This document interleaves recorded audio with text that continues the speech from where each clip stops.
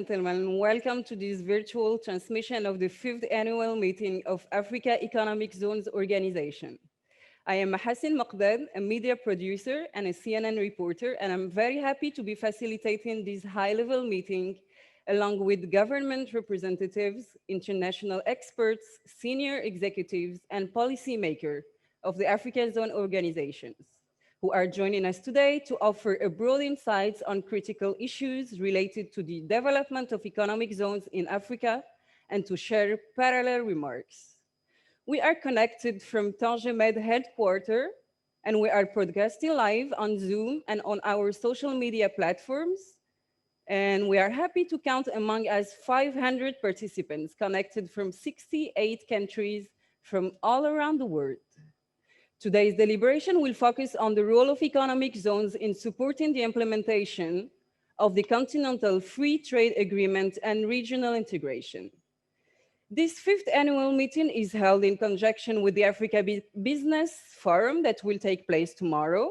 And this is an exciting momentum for the African zones, since the African countries are expecting to deepen the economic integration of the continent and therefore establish a single market.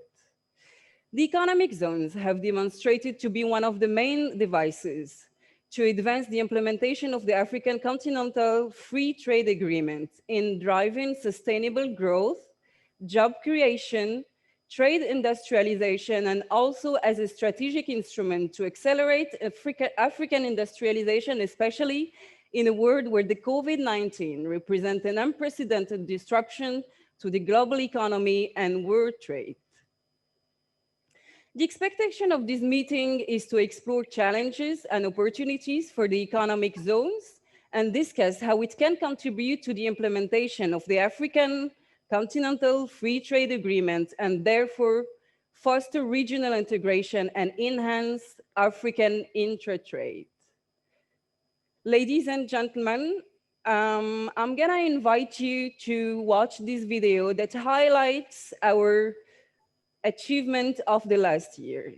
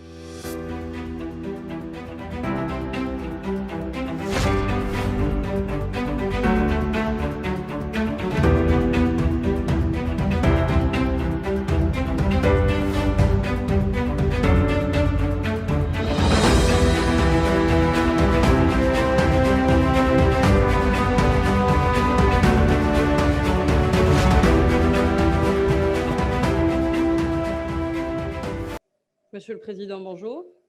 Bonjour. Vous êtes à l'initiative de la création de cette association, l'AEZO, qui regroupe aujourd'hui plus de 42 pays et 80 membres à travers l'Afrique. Personnellement, chez CNN, où je travaille, on entend beaucoup parler de vous et des réalisations de cet organisme. J'aimerais que vous nous rencontriez, que vous aujourd'hui commencez cette rencontre avec votre discours d'ouverture. Je vous invite à le faire. Merci. Bonjour tout le monde. Permettez-moi d'enlever ce masque. Il ne me donne pas la facilité pour parler. Madame la ministre, monsieur le ministre, mesdames et messieurs les ambassadeurs, excellences, mesdames, messieurs les directeurs généraux, les présidents de zone, mesdames et messieurs. C'est un moment très particulier. Aujourd'hui, nous nous rencontrons virtuellement. Cette pandémie a changé toutes les règles en termes de fonctionnement et nous nous retrouvons aujourd'hui, plus de 500 personnes et dans plusieurs pays, à discuter, à parler à travers des écrans et devant des micros. C'est certain que cette crise sanitaire va avoir un impact important sur l'économie mondiale. Il est certain que cette crise va redéfinir les chaînes de valeur. Et le 15 novembre dernier, un accord important a été signé. Cet accord concerne les pays d'Asie, qui regroupe 15 pays, qui va concerner 30% du PIB mondial et près de 2 milliards d'habitants. En tout cas, cet accord qui crée une zone de libre-échange importante entre l'Asie et le Pacifique, si elle n'annonce pas un nouvel ordre mondial, elle reconfigure, ou elle préfigure en tout cas, un nouvel espace d'échanges commerciaux au niveau mondial. Permettez-moi de saluer l'effort fait par un certain nombre de pays africains pour trouver le chemin de la croissance, pour créer de la richesse pour les populations et créer surtout de l'emploi pour nos populations et nos jeunes. Sur les 5 dernières années, les zones économiques spéciales africaines ont créé près de 60 millions d'emplois, ce qui est en lui-même important, mais ce n'est pas suffisant malheureusement. Je parlais de l'accord signé, le RCEP, avec lequel on doit commencer à s'habituer, créer une nouvelle zone de compétition pour l'Afrique. C'est certainement une opportunité, mais c'est également une compétition avec un certain nombre de pays asiatiques qui ont la capacité de produire dans des conditions très compétitives et qui peuvent challenger encore plus notre continent. Donc, à nous de jouer notre rôle pleinement, à nous de faire preuve de capacité à créer de la richesse, à recréer les nouvelles chaînes de valeur, mais en tout cas, à rentrer dans ces chaînes de valeur mondiales qui vont naître de cette nouvelle configuration mondiale. Tangemed a l'ambition de jouer un rôle de locomotive par rapport au continent, et nous avons l'ambition également de partager, non seulement d'être exemplaire, mais de partager avec l'ensemble des membres de l'association toutes les expériences que nous avons pu réaliser à date. Je me réjouis, je félicite l'équipe qui travaille au niveau de l'association, parce qu'aujourd'hui, je pense que nous sommes arrivés à 80 membres et de plus de 40 pays qui sont membres au niveau de l'association en un temps assez court, parce que nous sommes à peine à la 5e édition, après avoir organisé les 2 éditions de Tanger, celle d'Abidjan et celle d'Addis Abeba. On se retrouve aujourd'hui en Afrique, quelque part, à partir de Tanger, je parle, d'autres personnes vont parler d'autres pays, et on se retrouve sur tout le continent, répartis virtuellement. L'ambition de Tangemed est d'accompagner bien sûr cette association jeune, de jouer notre rôle pleinement, de partager avec nos frères et amis africains l'ensemble de nos expériences. Nos livres sont ouverts pour vous, nos expériences sont là, mais nous avons aussi nous-mêmes un long chemin encore à faire dans cette recherche de contribution et cette participation dans ces chaînes de valeur mondiale qui sont en train de naître, et particulièrement dans le monde industriel. L'intégration Tangemed, l'intégration industrielle-portuaire de Tangemed peut être utilisée comme exemple, mais ce n'est pas le seul exemple aujourd'hui qui est à citer. En tout cas, l'ambition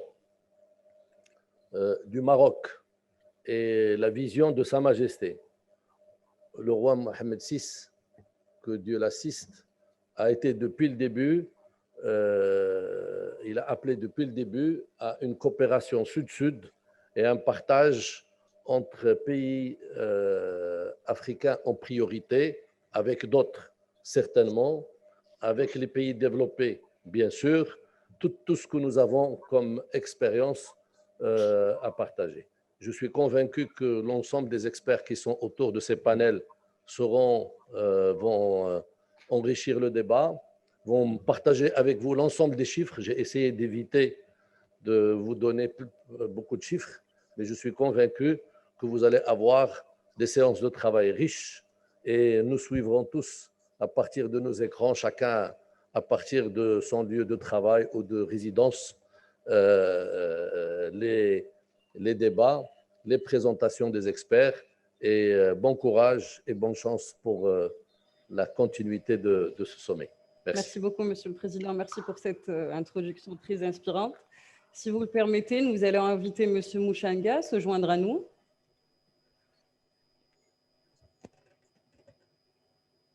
Monsieur Mouchanga. Thousands of participants to tune in and interact with C-level representatives.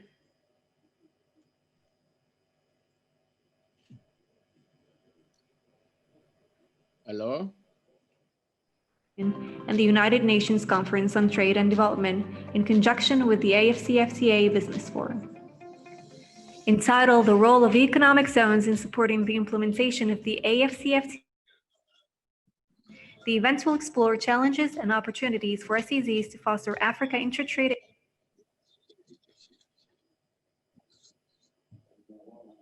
Your Excellency, Mr. Mouchanga, can you hear us? I can hear you. Yes, good morning. Can I go ahead?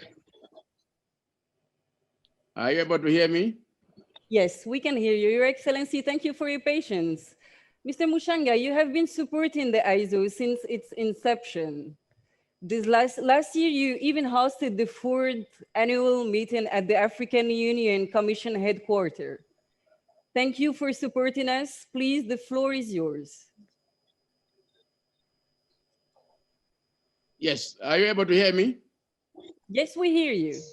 Okay, thank you very much. Thank you very much, Director of Ceremony.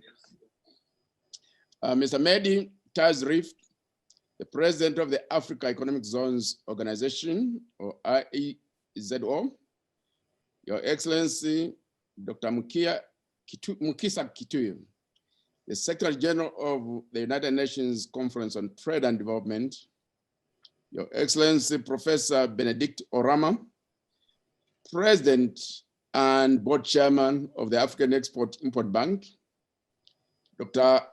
Yonof Frederick Aga, the Deputy Director General of the World Trade Organization, Mr. Fawad Brini, Chairman of the Tangamed Group, Mr. Ahmed Benis, Secretary General of the Africa Economic Zones Organization, representative of the regional economic communities, as well as representative of development cooperation partners, and captains of industry, and ladies and gentlemen.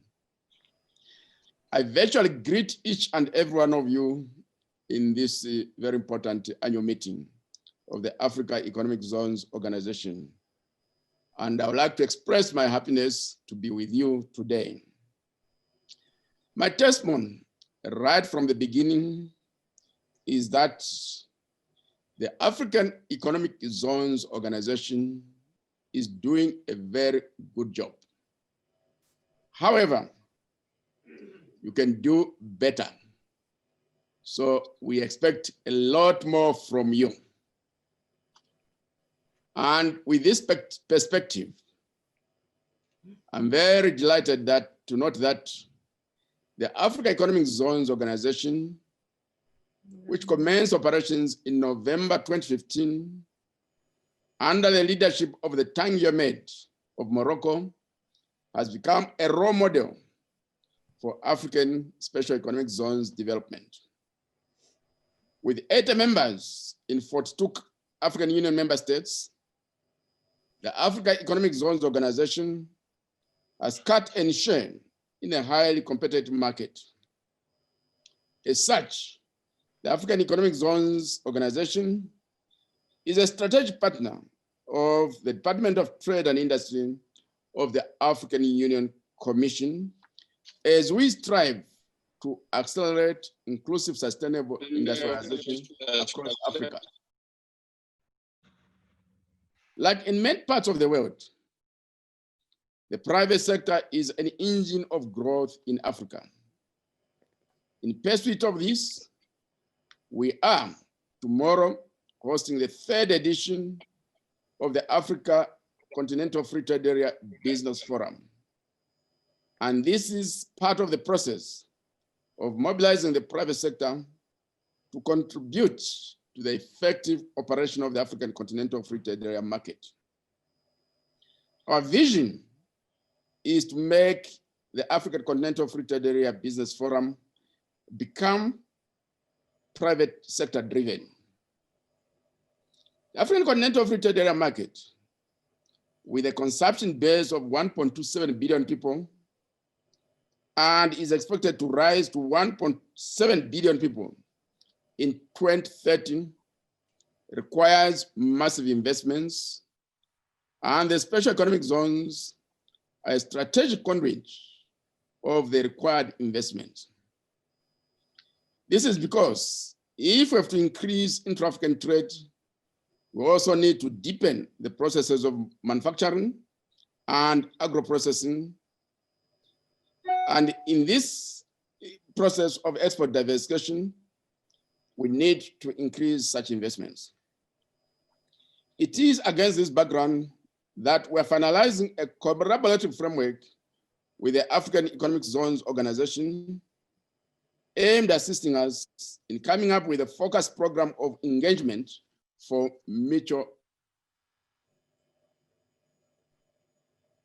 I would like to appreciate the presence of the United Nations Conference on Trade and Development, the World Trade Organization, the African Development Bank, the African Export-Import Bank, and the Secretariat of the African Continental Free Trade Area in this segment of your annual meeting.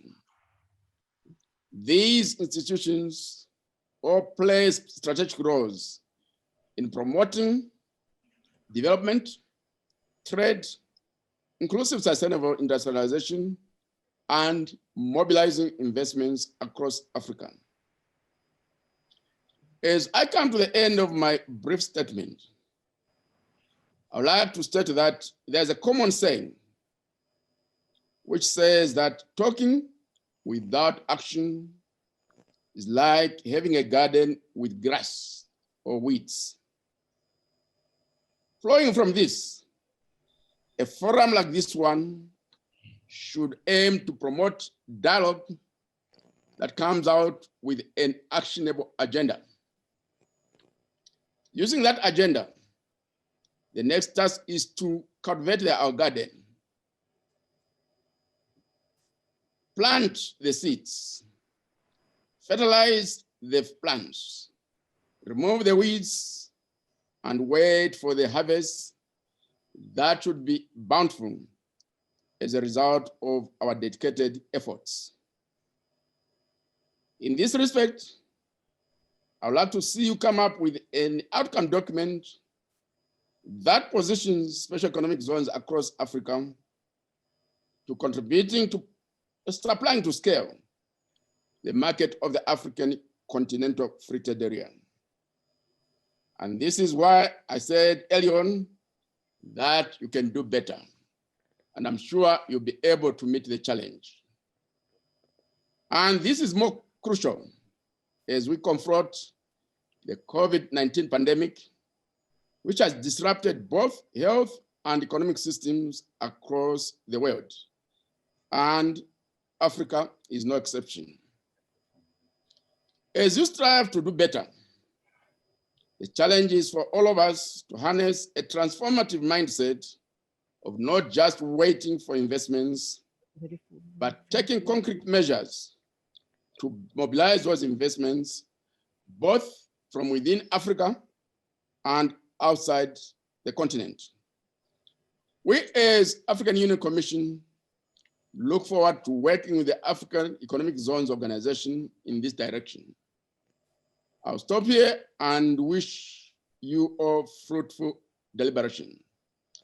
I keenly wait or look forward to receiving your outcome document, which I will start in detail and use it as a benchmark for the 6th annual meeting of the Africa Economic Zones Organization to be held next year.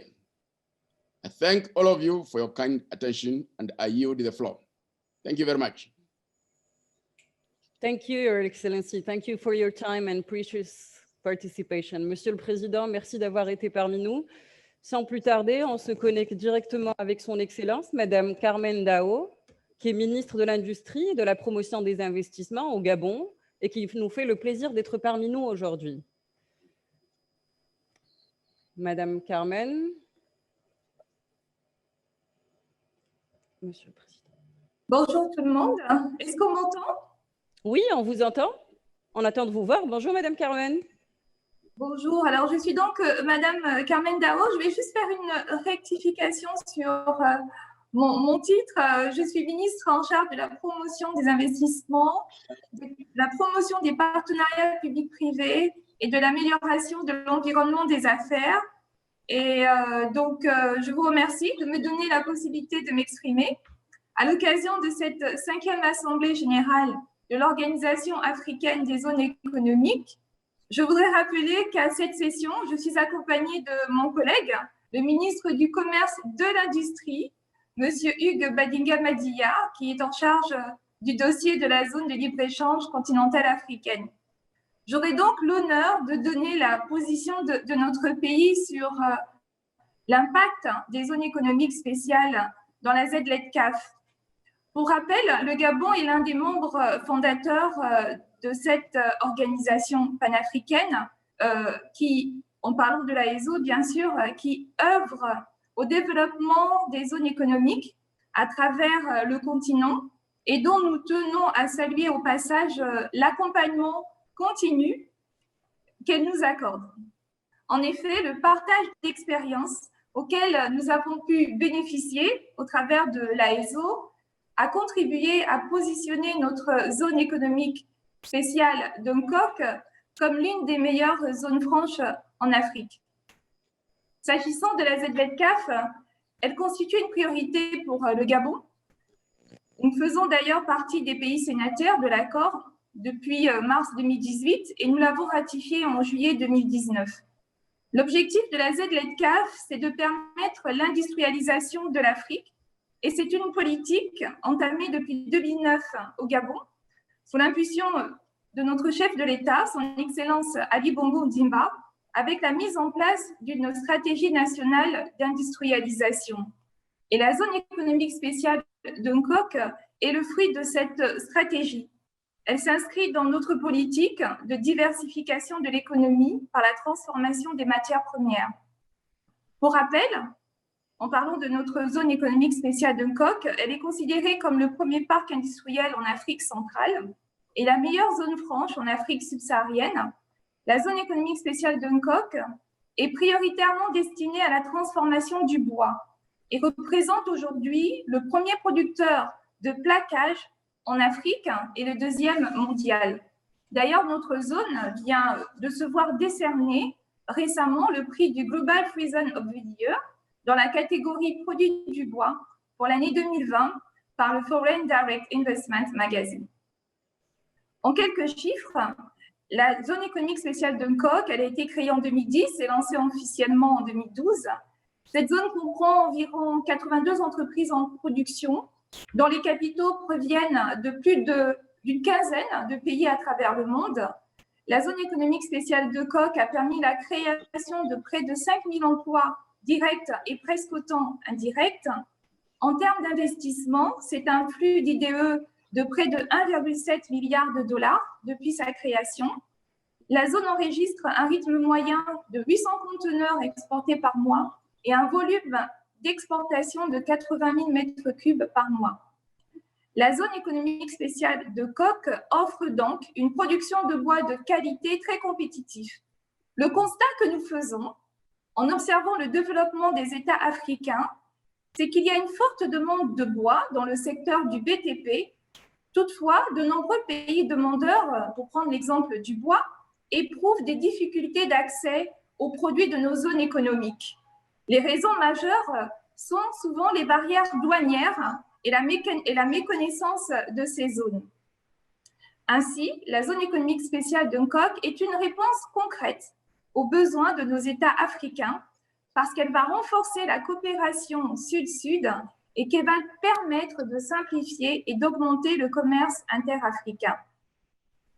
Aussi, il est important de rappeler que le succès de la zone économique spéciale d'UNCOC est à mettre à l'actif du chef de l'État qui a pris une décision avant-gardiste, celle d'interdire depuis 2009 l'exportation de grumes, permettant le développement d'une industrie du bois.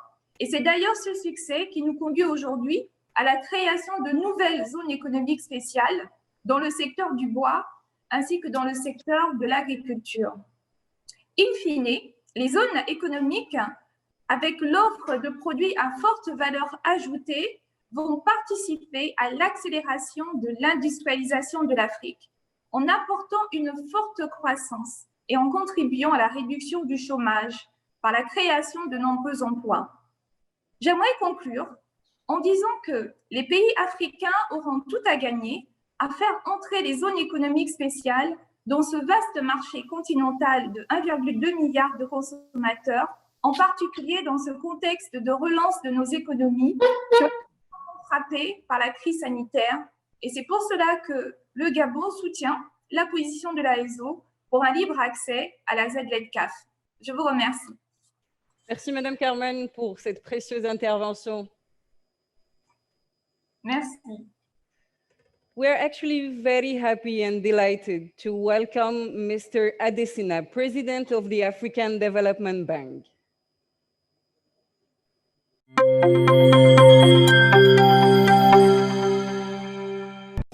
Good morning, everybody.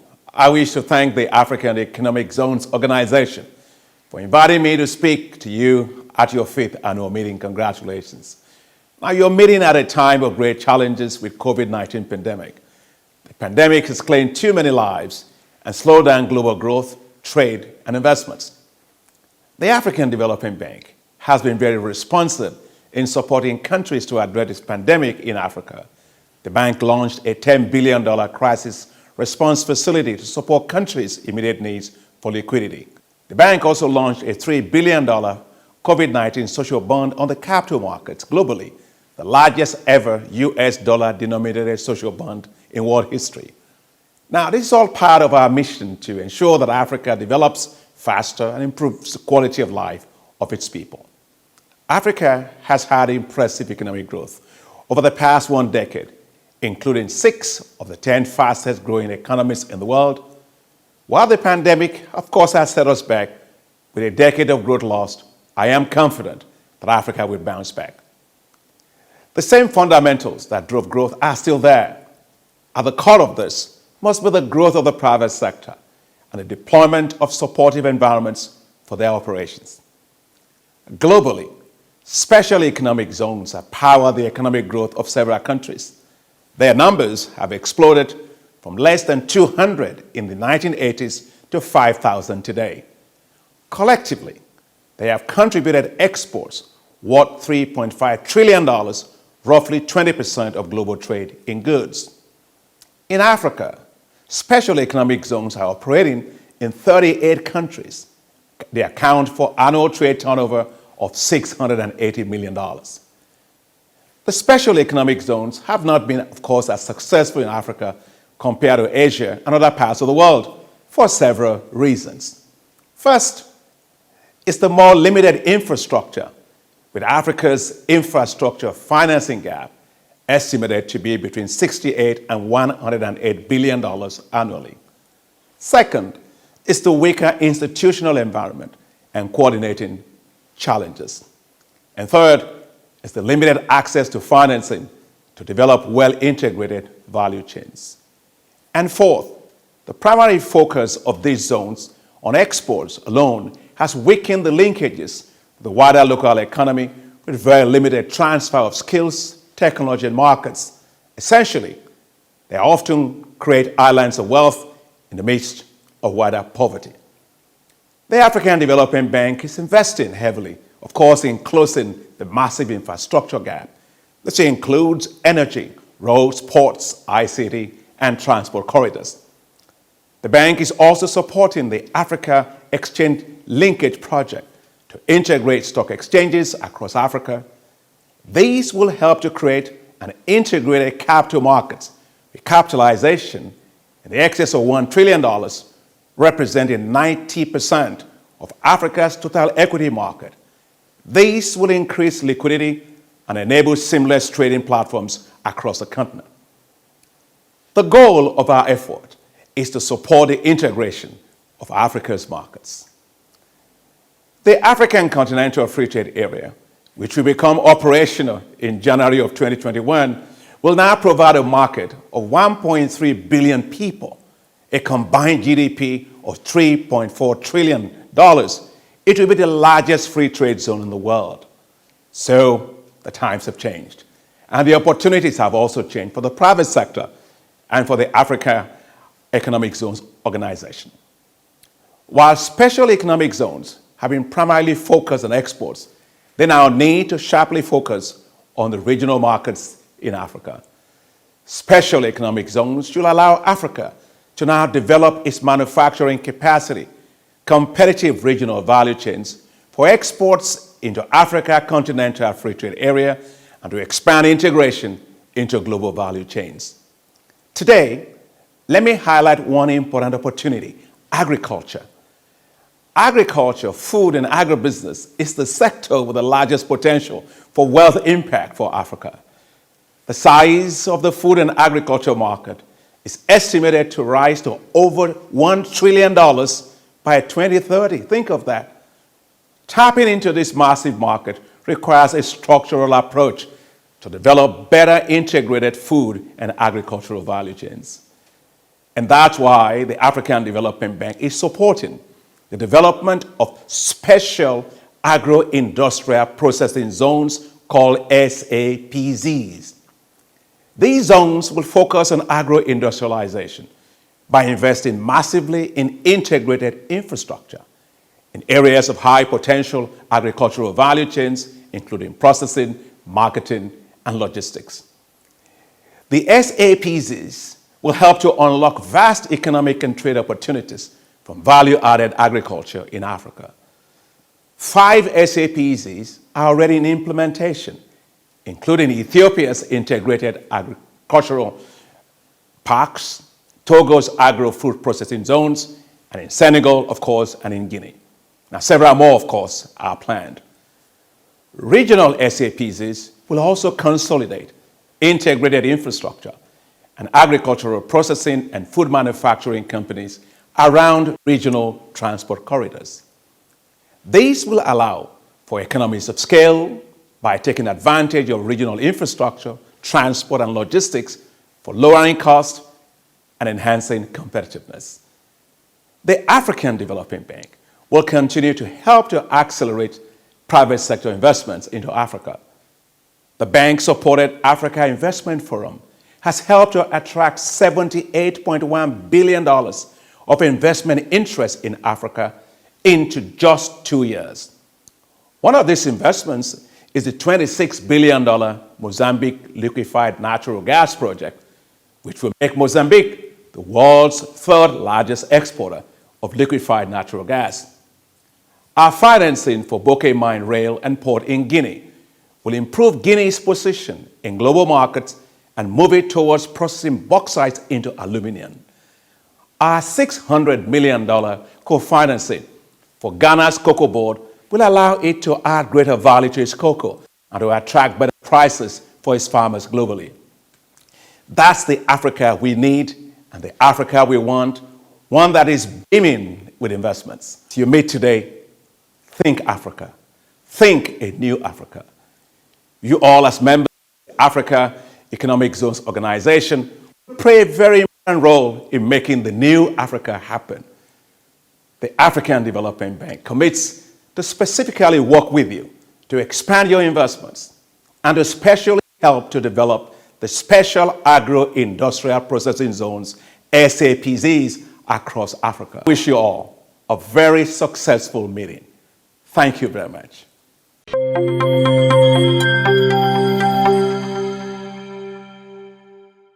Thank you, Mr. Adesina, for your very thoughtful speech. And now I want to call on one of our main partners for this event, Mr. James Zan, who is Senior Director for Investment and Enterprises at UNCTAD.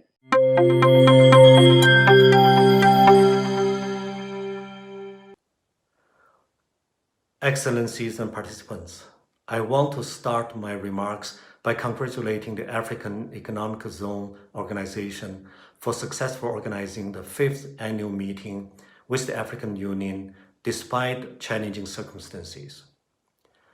We at UNCTAD are pleased to continue our collaboration with AEZO and African Union, building on past joint collaborations and emerging projects. Special economic zones are increasingly used as key policy instruments for investment attraction, industrialization, regional development, export promotion, and economic growth.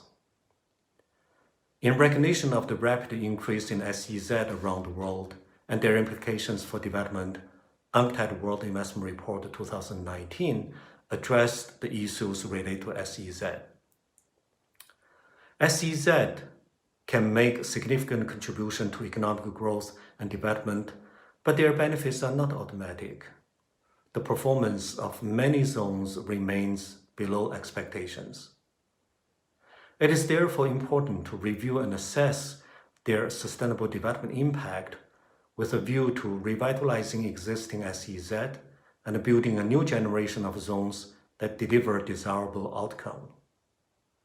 In Africa, SEZ offer pathway for countries to provide investment with targeted incentives, streamlined administration, and a better infrastructure in a manner that might not be possible at a countrywide level. In some African countries, zones have proved successful in attracting FDI and multinational enterprises that are integrated in regional and global value chains, leading to stronger manufacturing and export performance. However, there are a wide disparity of performance of zones across the continent. To maximize the potential benefits, SEZ should design and manage with special emphasis on a number of factors. First, realigning the strategic design and policy framework with the broader policy context, including economic growth strategy, as well as investment, trade, and tax policies. Second, solid regulatory framework, strong institutions, good governance, and management authorities. Third, active support to promote clusters and local linkages. Fourth, getting the basic right, such as location, availability of utilities, and adequate labor rights. Fifth, taking a frugal approach and keeping upfront investment to what is absolutely required. The 2030 Agenda for Sustainable Development provides an opportunity for the development of an entirely new type of SEZ, the SDG model zone. Such zones aim to attract investment in SDG relevant activities, adopt the highest level of environmental, social, and governance standards, and promote inclusive growth through linkages and spillovers to the wider economy. The global health crisis has also caused global economic shocks, with major impacts on economic growth, international trade, investment, and GVCs. The supply chain disruptions and stalling of many investment projects have both short-term and long-term consequences for SEZs. Despite the challenges, there are also some emerging opportunities for SEZs. They can play an important role for sustainable recovery in the post-COVID-19 era. Not only can zones serve to attract FDI, but they can also play a key role in boosting trade, supporting manufacturing, and generating jobs. Regional integration on the continent could encourage foreign investment as well.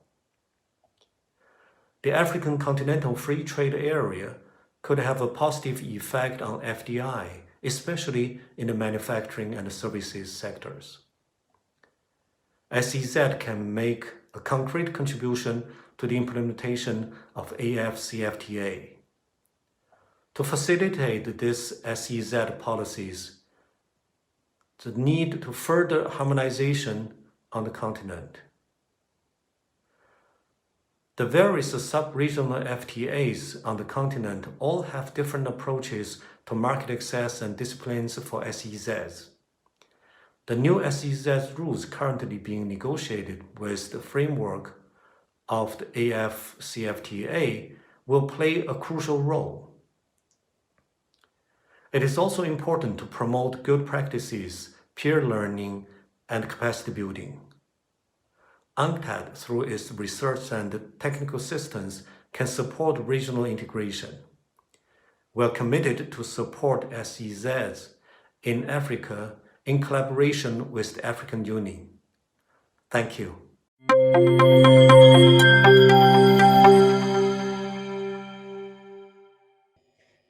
Thank you, Mr. Zana. Now we move on with our next guest, Professor Benedict Orama, who is president of the AfCFTA.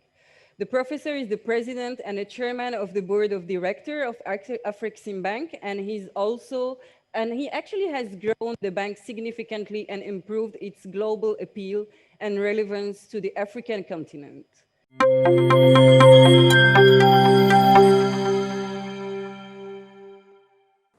Distinguished guests, ladies and gentlemen, on behalf of the management of the African Export-Import Bank, let me express our most profound gratitude to the Africa Economic Zone Organization for the invitation extended to the bank to deliver a goodwill message on the occasion of its 5th annual meetings. We welcome the ongoing and strengthening collaboration between the two institutions and the opportunity for us to join this community of policymakers, technical experts, the private sector, and development partners to share and learn about best practices on economic zones and explore collaboration and partnerships that will contribute to implementation of the African Continental Free Trade Agreement and the achievement of the African Union's Agenda 2063 the Africa we want. One of the main constraints to Africa's development in general and the transformation of Africa's production and export structures is the poor quality of infrastructure on the continent.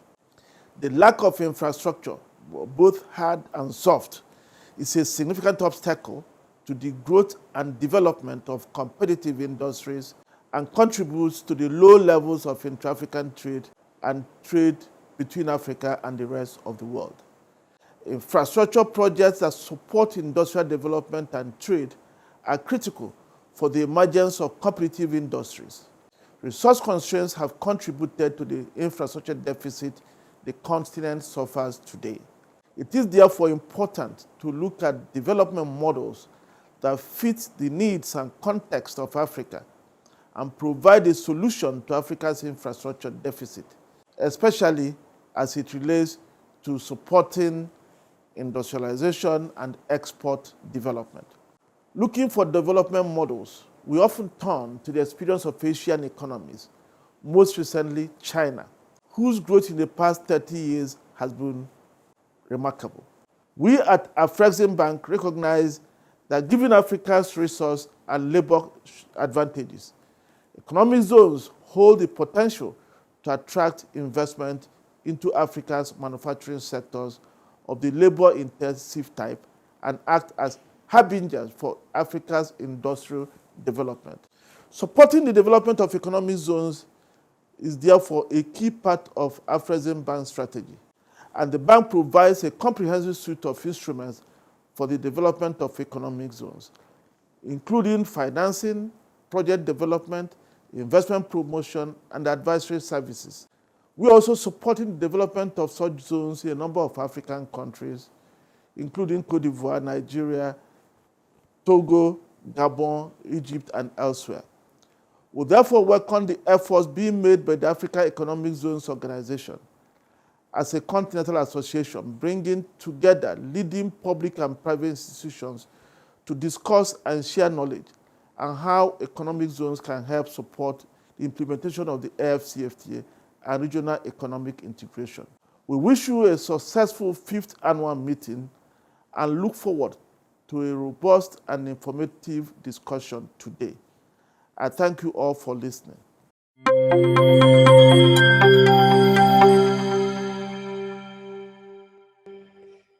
Our last guest of honor, but not least, we're happy to call His Excellency Ambassador Dr. Yana Frederick Aga, who is Deputy Director General at the World Trade Organization.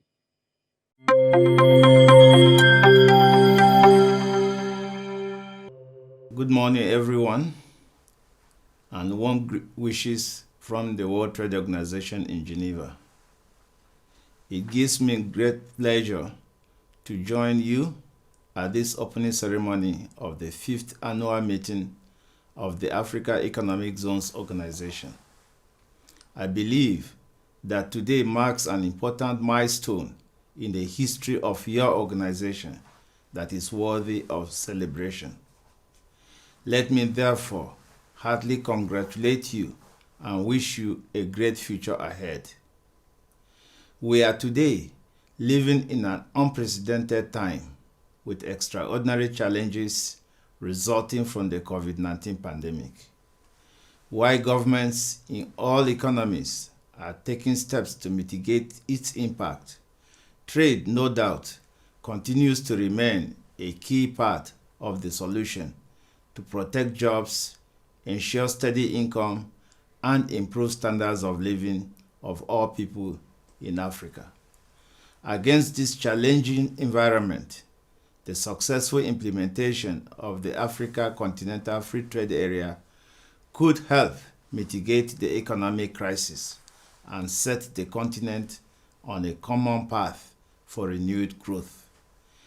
The Africa Continental Free Trade Area holds tremendous potential in boosting intra-African trade, which could pave the way for greater and beneficial integration with the world economy.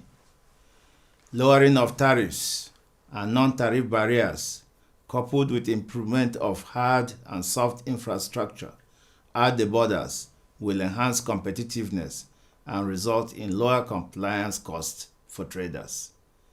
This will make it easier for businesses across the continent to integrate into the global value chains. It is, however, just a beginning. Much work remains ahead of us. The WTO welcomes all initiatives to enhance regional integration in Africa and would continue to make contributions to facilitate smoother trade flows across its members. The WTO's Trade Facilitation Agreement provides a template to benefit trade through reduced administrative burdens, costs, and delays related to border procedures. I have no doubt that this will significantly contribute to the successful implementation of the Africa Continental Free Trade Area.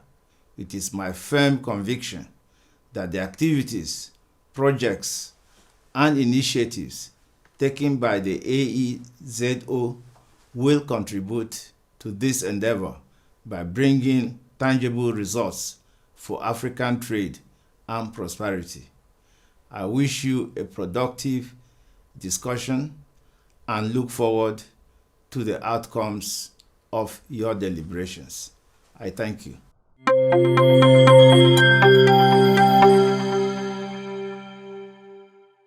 Thank you to our guests of honor for their time and valuable participation. Now we would like to call on Dr. Francis Manjani, who is Head of Trade and Promotion and Programs at the AfCFTA Secretariat. The AfCFTA agreement supports the establishment and operation of AEZO for the purpose of accelerating development. But it seems there have been issues and challenges, Mr. Francis. Good morning, my sister, the moderator. And through you, I would like to recognize the organizers and highly commend them on this 5th annual conference of the Africa Economic Zones Organization. I would like to recognize the distinguished representatives of the United Nations Conference on Trade and Development, UNCTAD, the African Export-Import Bank, the World Trade Organization, the African Development Bank, my good friend, the Commissioner for Trade and Industry of the African Union, development partners. I would like to express our gratitude as the African Continental Free Trade Area to you all for giving us this opportunity to partner with you and to participate in this event. The formation of the African Economic Free Trade Area is a momentous and historic event. It ranks together with the founding of the Organization for African Unity in 1963, way back in 1963, and the founding of the African Union in the year 2000, which was operationalized in the year 2002. So it is momentous. Now, what are some of the timelines for the African Continental Free Trade Area? We started negotiating it on the 15th of June, 2015. On the 21st of March, 2018, we concluded the negotiations and signed the agreement just under 4 years. Then on the 30th of May, 2020, the agreement entered into force. And on the 1st of January, 2021, we are going to begin trading. So this is fast from negotiations to operationalization. And by any standards, any global standards, this can be considered as extremely fast, but it shows the ownership on the part of leaders in government, in industry, and in the academia. What was the impetus for the African Continental Free Trade Area? The African Continental Free Trade Area was conceived against the backdrop of the African Renaissance, the rising Africa, a new emergent Africa that wants to take hold of its fate and turn things around. So we wanted to boost intra-Africa trade. We wanted to double it by the year 2022 from the year 2010. And as we speak now, intra-Africa trade has actually increased from 10% then, way back in 2010, to 18% now. This is still low, but the increase is significant. Now, we take a developmental approach to regional integration in Africa. We open up large markets, but we equally prioritize industrialization because large markets without products are not good at all. But in addition, we prioritize infrastructure in order for people and goods to move around. So this covers surface and air transportation. Infrastructure covers also energy, and it covers ICT, information and communications technology. But beyond that, it also includes peace and security, because if things are exploding all over the place, everything goes up in smoke. So we have got a total then of 15 flagship programs, which the African Continental Free Trade Area is part of to provide a robust regulatory and development framework. Now, what's the value proposition? Why do we make a lot of noise, and rightly so, about the African Continental Free Trade Area? It is a comprehensive arrangement that covers goods, services, e-commerce, investment, competition, intellectual property. It's a modern 21st century agreement that covers practically every aspect of trade, and it is supposed, therefore, to assist boost intra-Africa trade and meet the needs of the industry.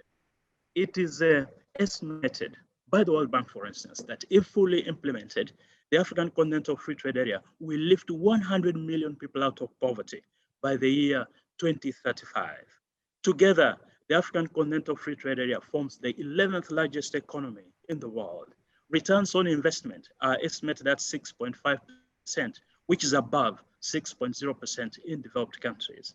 It is a market of 1.35 billion people and counting, a gross domestic product combined of $3.4 trillion.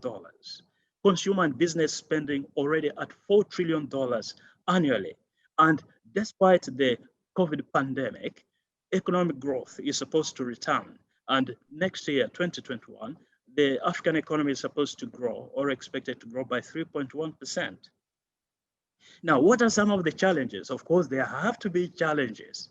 The challenges include awareness creation, ownership, and capabilities in government, industry, and academia. And I would like to extend this challenge to you as well, so that all operators are on board to help us promote awareness, ownership, and capabilities.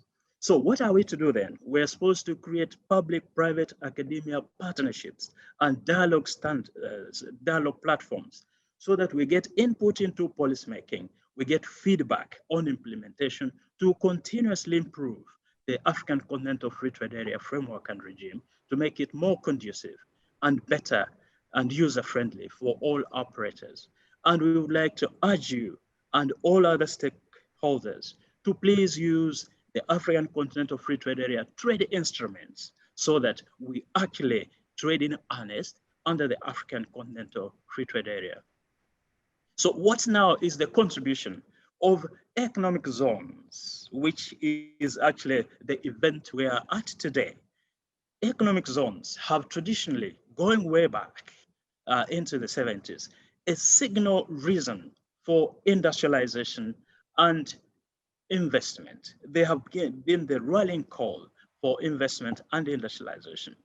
They create jobs, they create regional and global value chains. And in this case, we look forward to having made in Africa.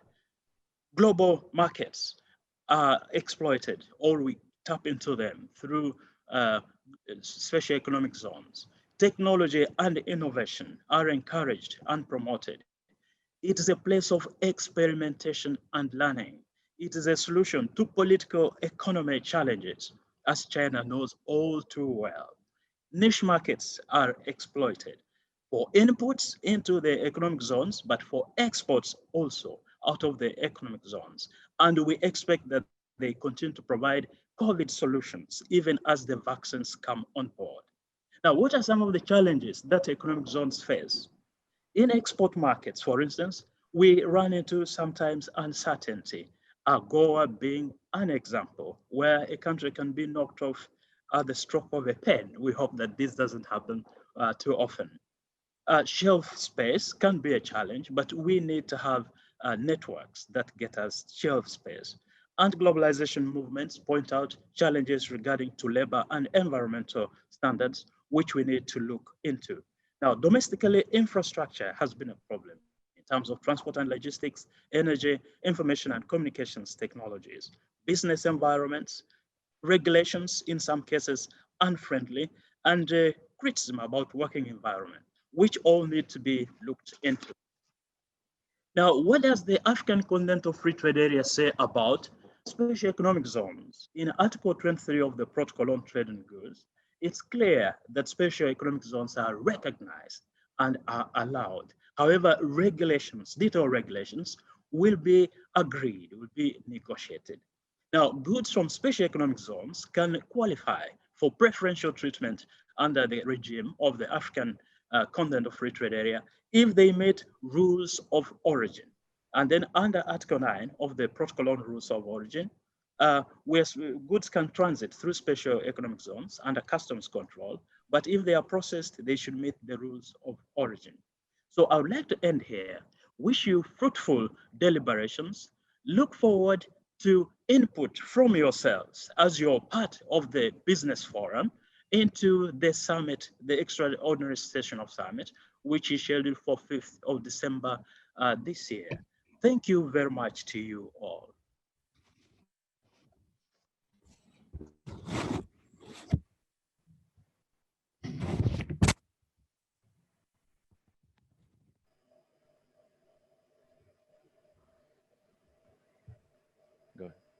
And now I'm happy to invite Mr. Ahmed Bernice, the Secretary of the AEZO. And actually, this keynote was the best transition for our next panel. That is going to be about the contribution of the economic zone to the implementation of the African Continental Free Trade Agreement. Indeed, Mahasin, it's a good transition, but I wanted to share some statement with my brother Francis, representing the Secretariat General of the CFTA. So we all know that the SEZ are increasingly playing a key role in the Africa's industrial transformation and economic growth. So for the policymakers, institutional investors, and international financing institutions, it is crucial that economic zones performance is to be accelerated. And the CFTA is definitely a business opportunity for extending the SEZ activities, the Africa manufacturing, and supplying its own goods, creating opportunities for investments, industrialization, promoting intra-African trade. So all this lead definitely to job creation across the continent. However, some member states expressed concern about this provision, alleging unfair competition deriving from tax and other investment incentives granted to factories located in SEZ. So it must be noted that excluding the special economic zones from the CFTA can have an undesirable effect because of three main reasons. The first one is the SEZ have evolved nowadays, and many firms called export processing firm can benefit from the incentives offered in the zone without being physically fenced in. This makes the task of determining SEZ and identifying firms that receive benefits usually associated with the SEZ a bit more difficult. So excluding goods produced in SEZ will reduce the effectiveness and efficiency of the CFTA itself, as it may exclude sizable shares of the intra-African trade from the scope of the CFTA in general. So the tax incentives provided to firms located in the SEZ may not necessarily allow them to reduce costs of productions, and therefore unfair competition is not demonstrated. So if goods originating in SEZ are excluded from the CFTA, this would result in discrimination, since the same products, when originated according to the respective agreements, can be freely traded from African SEZ to the EU, for instance, or to the US, but not to the neighboring African states under the CFTA. So such an equitable treatment would work as a disincentives to invest in SEZ for exports to the CFTA markets, and this is an exact this is within exact contradiction with the CFTA objectives. So Special economic zones can therefore be accepted and utilized for the purpose of triggering economic policy reform, which are focusing on accelerating diversifications and productions at the export level. Thank you, Mr. Ahmed Benis, for these very important insights.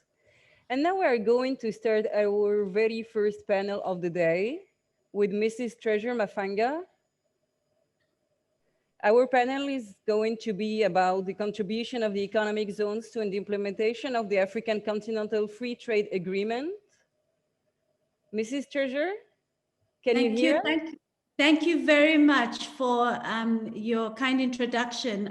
Let me start by just acknowledging the distinguished participants, the excellencies that are part of this 5th annual meeting of AEZO.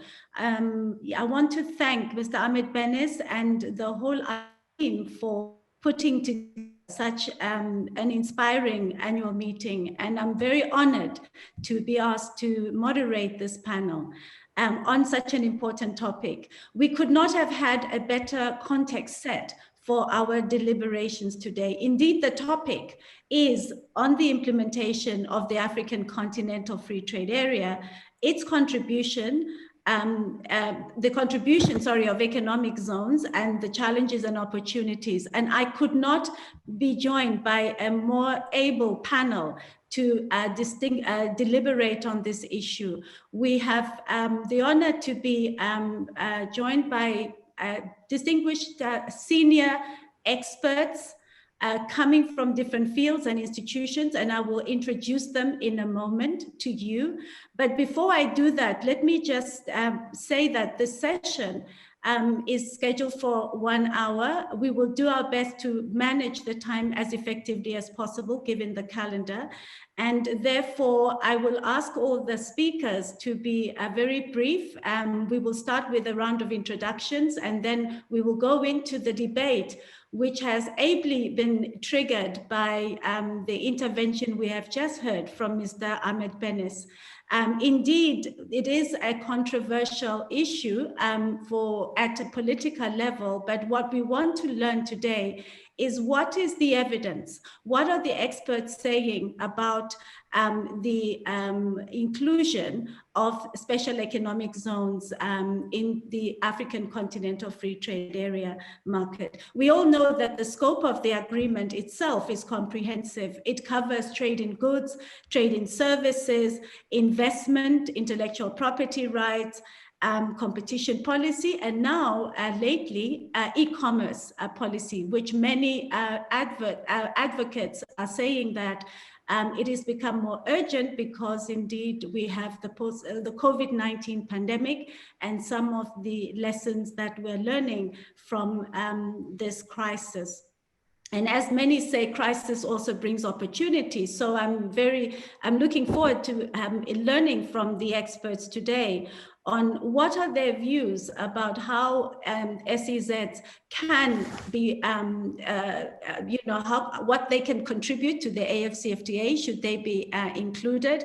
What are the major issues within the agreement itself that support SEZs? And also we have heard from distinguished, especially Ngeni, from the AfCFTA Secretary, that there is a possibility for regulations, but we want to know what would these regulations potentially contain so that we can emerge at the end of our session with an understanding of what the advice that is coming from this panel and how this might be useful to AEZO as they continue to engage with the policymakers. I'm also reminded that there's also a bigger issue that has been raised, and that is how can the AfCFTA boost FDI attractiveness towards economic zones and expand Africa's productive capacity? Because at the end of the day, I think that the whole purpose of having the African Continental Free Trade Area is to boost industrialization as well as infrastructure development and indeed sustainable economic development for the benefit of all the people on the continent. So with those introductory remarks, let me turn to the distinguished panel that is going to help us to deliberate on these topics. And I will ask each of them to just give us a very brief introduction and express, what is their view on this topic in very general terms. And then we will come back and have a more detailed discussion about it. So we have Mr. Robert Koopman, who is a Chief Economist and Director of Economic Research and Statistics Division at the World Trade Organization. I want to welcome you. I also want to acknowledge that you may have to leave us before the end of our session. So I will make sure that you have an opportunity to share as much as you can in the earlier parts of the discussion. I also want to, secondly, to recognize Ms. Dosav Zangalabidi, who is the manager of the Industrial Development Division at the African Development Bank. A warm welcome to you and happy to have you with us today. We have Mr. Willie Shumba, who is a senior expert and advisor for customs and trade facilitation, working in the AfCFTA support unit and at the African Union Commission. I want to welcome you also to this important discussion. And last but not least, we have Mr. Stefan Inama, Chief Technical Advisor at the Trade and Customs Division on Africa and LDCs at UNCTAD. I also welcome you and really looking forward to all the comments that each and every one of you will be able to make on this very important topic. So may I turn to you, Mr. Koopman, maybe just to give us your introductory remarks. Thank you, Ms. Mafanga, and my apologies, but I do have to leave in 9 minutes for another webinar. So I'm sorry for the conflict here. So this is a very interesting initiative. When you think about, from an economics perspective, a trade economics perspective, the African Continental Free Trade Agreement is all about integration and reducing trade costs, particularly within the continent, which is something that research economists have been focused on for quite some time, trying to reduce the trade costs and increase the integration in Africa. Now, free trade zones actually work to also reduce costs and trade costs, so they can be complementary. And I think that this is something that has to be looked at and carefully examined to see how you can arrange these two trade cost reducing efforts in a synergistic manner. The idea of these free trade zones also is that they bring about agglomeration effects where you have skills, capabilities close by, not just reducing, say, taxes and tariffs and things like that, but to have these economic spillovers from capabilities and perhaps from infrastructure close together to reduce these costs of doing business. We at the WTO have a big project on trade costs where we look at trade costs globally and try to track their evolution over time. We do this by region of the world. We do this by sector of the economy. So we have manufacturing, services, and agriculture.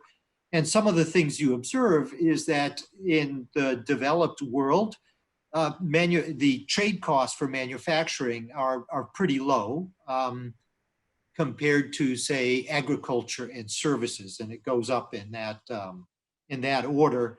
If you think of trade costs for manufacturing at about 100%, agriculture is about 300%, and services are about 800%. That for the developed world. If you then look at, say, the developing world, and particularly Africa, you see that those trade costs are much higher than they are in the developed world. So things like the African Continental Free Trade Agreement and these free trade zones can help to reduce some of these trade costs that we see. It's a multi-pronged effort. Now, the other aspect I'd like to bring into this is more the services and digital aspect. And one of the forces that we observe that have been playing a significant role in reducing trade costs are the digital economy, and particularly also, so the digital economy and the role of services in reducing the cost of manufactured and agricultural goods. So not only do you want to reduce services trade costs, but you also want to make sure that those services are available to reduce the trade costs of both the agricultural sector and the manufacturing sector. On the digital side, one of the things we're observing, and in our recent World Trade Report for 2020, which we just released a couple weeks ago, government policies to promote innovation in the digital age, you'll see that we have data in there on government policies aimed at creating clusters for spillover effects for digital related sectors of the economy and the innovation parts of the economy. And interestingly, we note that in Africa, there's 10 governments that have been proactively bringing about these policy sets to encourage the high-tech sector. Overall, since about 1994, we've seen a dramatic increase globally in governments using government policy to help encourage innovation and high-tech, and particularly digital contributions to economic development. So that's my brief introduction. I think these are important forces. I think there's a lot of research out there that can help inform and help track the success of both the expansion of these free trade zones, as well as the expansion of the African Continental Free Trade Agreement. And I encourage all the participants to try to look at this research and measure the success of their efforts going forward. Thank you very much for the opportunity to share those insights. Thank you. Thank you very much for sharing the insights and also alerting us all to this very important report that has been published. I want to encourage the participants to have a look at it. And I'm really sorry you won't be here for all the discussion. Sorry also. I'm sure there may be some questions that arise as we continue. But let me now turn to Mr. Willie Shumba, who is working on the processes that are facilitating the ongoing negotiations that touch on this important question that was raised by Mr. Ahmed Benes in his intervention just before we started the session. So I'd like you, Mr. Shumba, to please just take us through the understanding of what are the issues and the debates as you understand them, and what has been the work that has been done by the Secretariat in facilitating the aspects that deal with the evidence to support the decision-making process. So please, over to you. Thank you very much, moderator. I would want to take the conference through the various process that has happened to underscore the importance of special economic zones in the AfCFTA. We are all aware that there is an agreement, the AfCFTA agreement, which was negotiated, and this agreement has got 3 protocols which have been finalized. In the agreement, just starting with the agreement itself, in the agreement, there is a recognition that that there is need. The agreement underscores the importance of industrial development through diversification and regional value chain development. This is the framework agreement itself. It recognizes that fact. And then we now proceed to the protocol. I'll emphasize on the protocol on trade in goods. The negotiations for the protocol on trade in goods again underscored the importance of special economic zones. In his intervention just now, Dr. Mangeni also referred to Article 23, which was a negotiated aspect in the protocol on trade in goods. And the protocol on trade in goods recognizes the importance, and it actually underscores the fact that special economic zones are an important feature of the African free trade agreement. And because of its importance, regulations shall be developed, and also it also underscores that special economic zones are a tool for industrial development. That is the manufacturing sector, the industrialization of the continent, and also the diversification of the manufacturing and the industrial sector. So all these issues show the importance of special economic zones. I'll also proceed to go on to the rules of origin. Of course, there are certain aspects of the rules of origin which are still being negotiated. But even in the rules of origin, there is also recognition of special economic zones. And one of the issues which is yet to be finalized is how the goods manufactured from special economic zones will be treated. But there is a general acceptance that special economic zones are part and parcel of the industrial development of the continent. And in view of that, there is special provision in the rules of origin on how to accommodate the special economic zones. So the African Union has also assisted in making sure that enough groundwork has been done to enable the negotiation, to enable the development of the regulations, and also to enable the member states to consider various aspects as they continue their negotiations on rules of origin. The African Union Commission has done some groundwork in order to assist the way forward, and also in order for member states to be well informed as they do their various negotiations on issues pertaining to the special economic zones. I think in summary, this is what I can say about the special economic zones as a very important tool for industrial development and for the development of the continent. Thank you.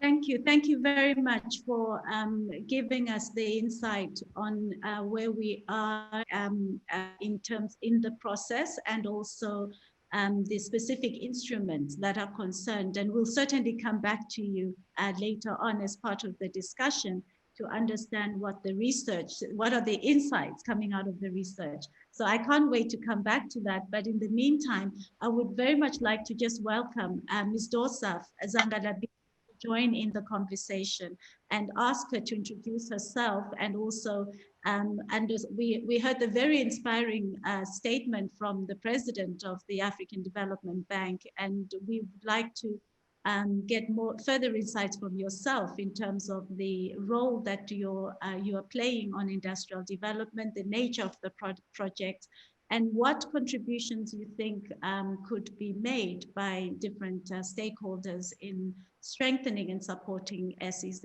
development on the continent. Thank you.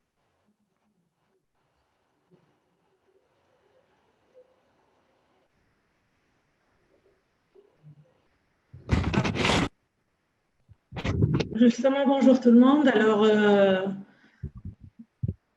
pour me présenter, je suis Dorsa Zangar, la chef de division développement industriel au sein de la Banque africaine de développement. Et justement, je trouve que le choix du thème du panel est extrêmement important et opportun alors que le continent se prépare à l'opérationnalisation de l'accord de zone de libre-échange continentale africaine pour janvier 2021.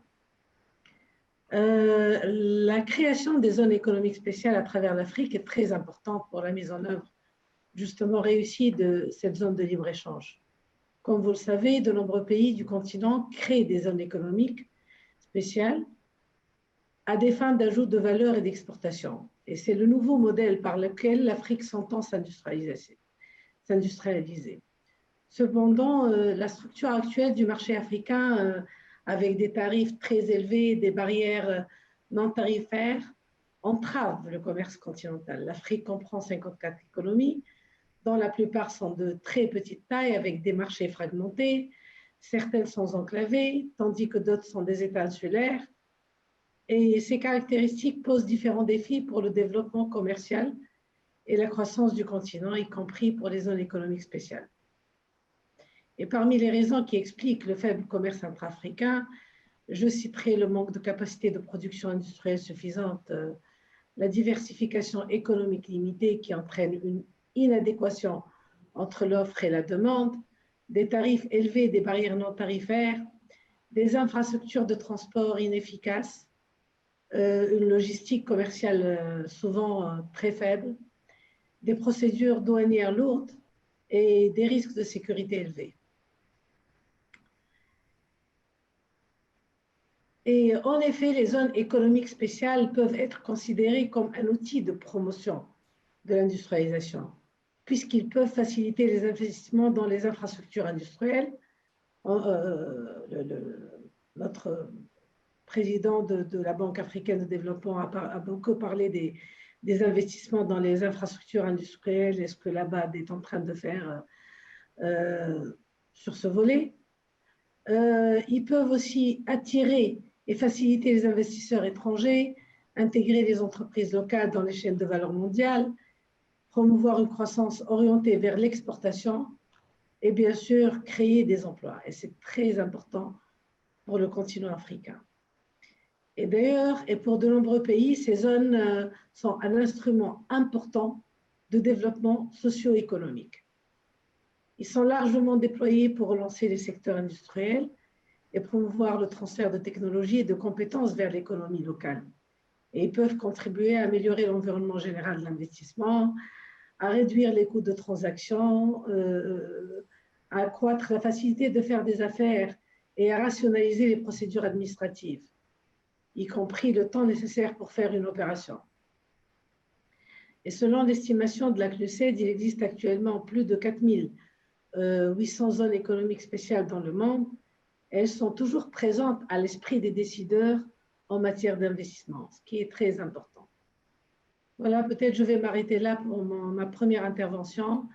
Peut-être dans ma seconde intervention, je pourrais parler du soutien de la BAD dans la mise en œuvre des zones économiques spéciales. Merci.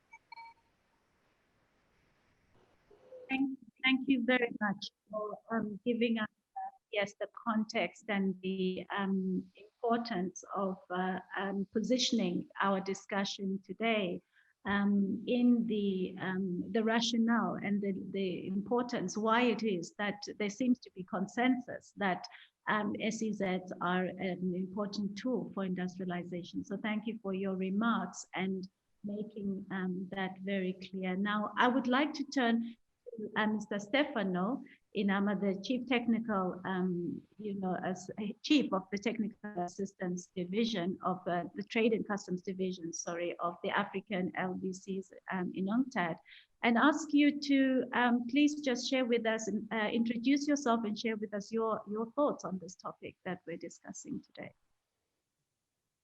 Thank you very much for giving me the opportunity to discuss and participate in this important panel. I would like to clarify the scope of my intervention, which is on a very, I would say, it's a key issue and very important, has been discussed already during the intervention by my colleague Willy Shumba, and also the director Francis Mangheni. Is we have been, as UNCTAD, we have been called by the African Union to assist during the negotiation of the African Continental Free Trade Area, especially on the issue of rules of origin, which is quite technical. And in the context of this technical assistance, we provided studies and research and capacity building activities. One of the issues that we were called to study, and we prepared a publication on that, that is available on the UNCTAD website, is about the treatment of products originating in special economic zones. Let me explain you what it is, because we are talking about a free trade, and basically the continental free trade area is about moving of goods freely with no custom duties across the continent. However, this free movement with no tariffs is subject to compliance with rules of origin. The goods have to be made in Africa, and so they have to respect certain criteria of value added or other customs requirement to make sure that the products are genuinely manufactured in Africa.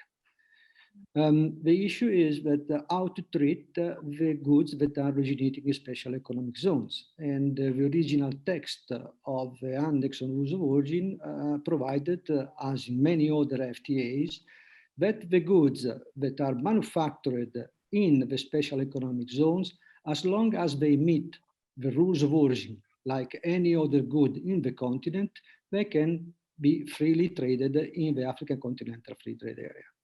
So they are treated the same as goods originating in other parts outside the special economic zones, like in many free trade area agreements. However, some member states objected to this, saying that the goods that are originating in special economic zones may benefit from tax holidays, tax breaks, and drawbacks, and tax holidays, and therefore may be undercut the other produce manufactured outside the special economic zone. And this could create unfair trade conditions. And therefore they objected to the fact that these goods could be treated as and could benefit from the free trade under the continental free trade area. That is the issue at stake that is still to be decided. As UNCTAD, we provided our point of view based on our research, showing that in the majority of free trade areas, the goods originating in special economic zones can be freely traded. And there is also no evidence that including products originating in special economic zones create unfair trade. And if there is a possibility to have unfair trade, there are trade defense mechanisms in Annex 9, trade remedies in the Africa Continental Free Trade Area, which can be used to remedy to such eventual occasion of unfair trade practices.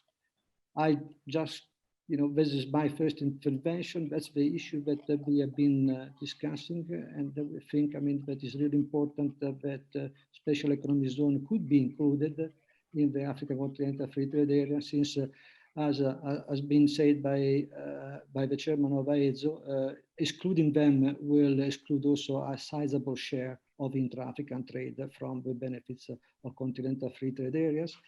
And then I will come back to this later, may create also kind of reverse discrimination, since in many FTAs that Africa signed, especially with the European Union, a special economic zone can benefit from free trade. Thank you very much. Thank you very much. Just a quick follow-up question to your intervention. Actually, somebody in the chat has asked us to clarify what is unfair trade. You made reference to this. Could you quickly address this question, Stefano? Yeah, the issue of unfair trade is, in this context, is that the companies, the point of view of some member states is that the companies that are located in special economic zones, they benefit from tax breaks, from drawbacks, so they don't pay taxes, on many respects. They are benefiting from all of the investment-related facilities provided in special economic zones. And therefore, they are able to produce their products at a cost that is lower than the cost of comparable industries based not in special economic zones. And then, in their views, create unfair trade, because these industries located in special economic zone are subsidized by the state. Okay, thank you. I have a question for any of the panelists, actually, but and it's just to understand the experience on the continent. The African Continental Free Trade Area is actually building on the experience that we have had with various agreements taking place at the regional level. I would like you to share with us what has been the treatment of the special economic zones in the current existing agreements, the other FTAs that we have. And also, what has been the experience outside of the continent? I'm looking at ASEAN and other experiences that you may quote. Are we looking here at a debate that is informed by experiences and evidence that has come perhaps from having a dispensation that includes AEZO in an FTA, and then this has now resulted in the detrimental impacts that I think some member states are fearing. So who would like to come in and air some insights on this?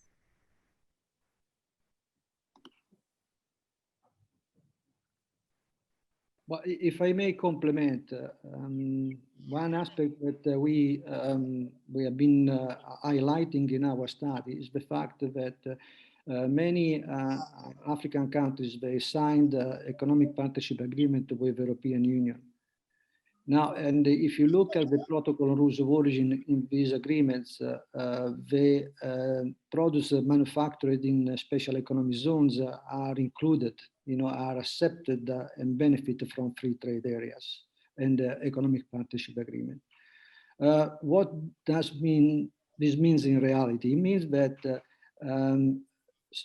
factories and firms located in Europe can freely trade to all African states that have signed economic partnership agreement and enjoying free trade areas benefits.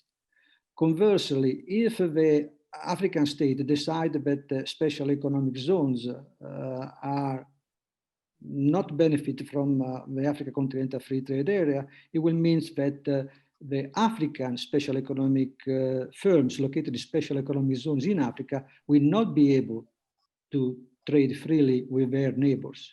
So from an investor point of view, it would be better to be located in Europe, because in Europe, in special economic zone in Europe, because if you are located in a special economic zone in Europe, you can freely export under economic partnership agreement to Africa, to at least to those member states that have signed economic partnership agreements.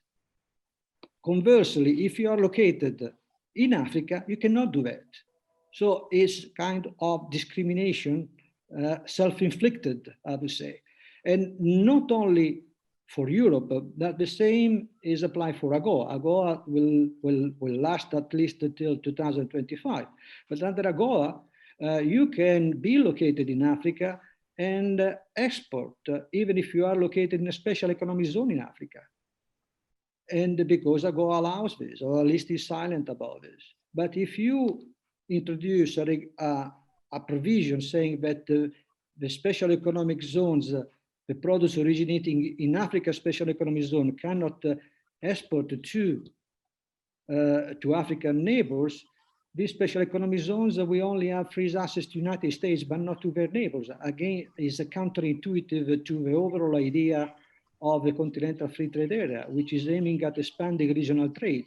It will work against the concept of regional trade, favoring an export oriented outside the region rather than inside the region. Thank you. That's a very important insight that you're sharing with us, because I do believe that one of the key objectives of the African Continental Free Trade Area and the work that's being done is to, in fact, promote investments into Africa. So I think what you're sharing is a paradox actually would be created should balance fall in favor of the opinion that says that special economic zones, goods originating from special economic zones should not be in the free trade area. I had also a question about other regional FTAs. Maybe Mr. Shumba, would you want to comment on your mapping exercise that has been done on the continent? What is the current state of play with existing free trade agreements?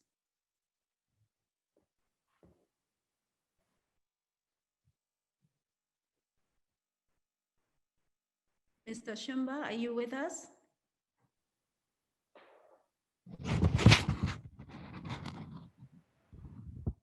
I think he's not, maybe he has some connection issues. So I think, well, based on that, I just wanted to, because he was going to share with us, I think, some further information and insights, but let us now just go back to Ms. Dorsaf and ask, I wanted to ask you a question regarding the areas where you see potential for investments in specific types of special economic zones that would actually beneficial for the continent. If I may ask you to please come back and mention that point.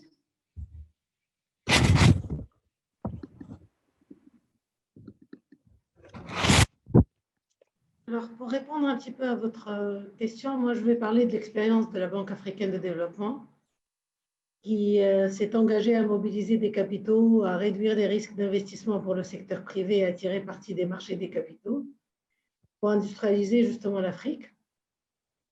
Et ceci est essentiel pour construire une Afrique, je dirais, du 21e siècle, prête à prendre la place qui lui revient dans les chaînes de valeur mondiale.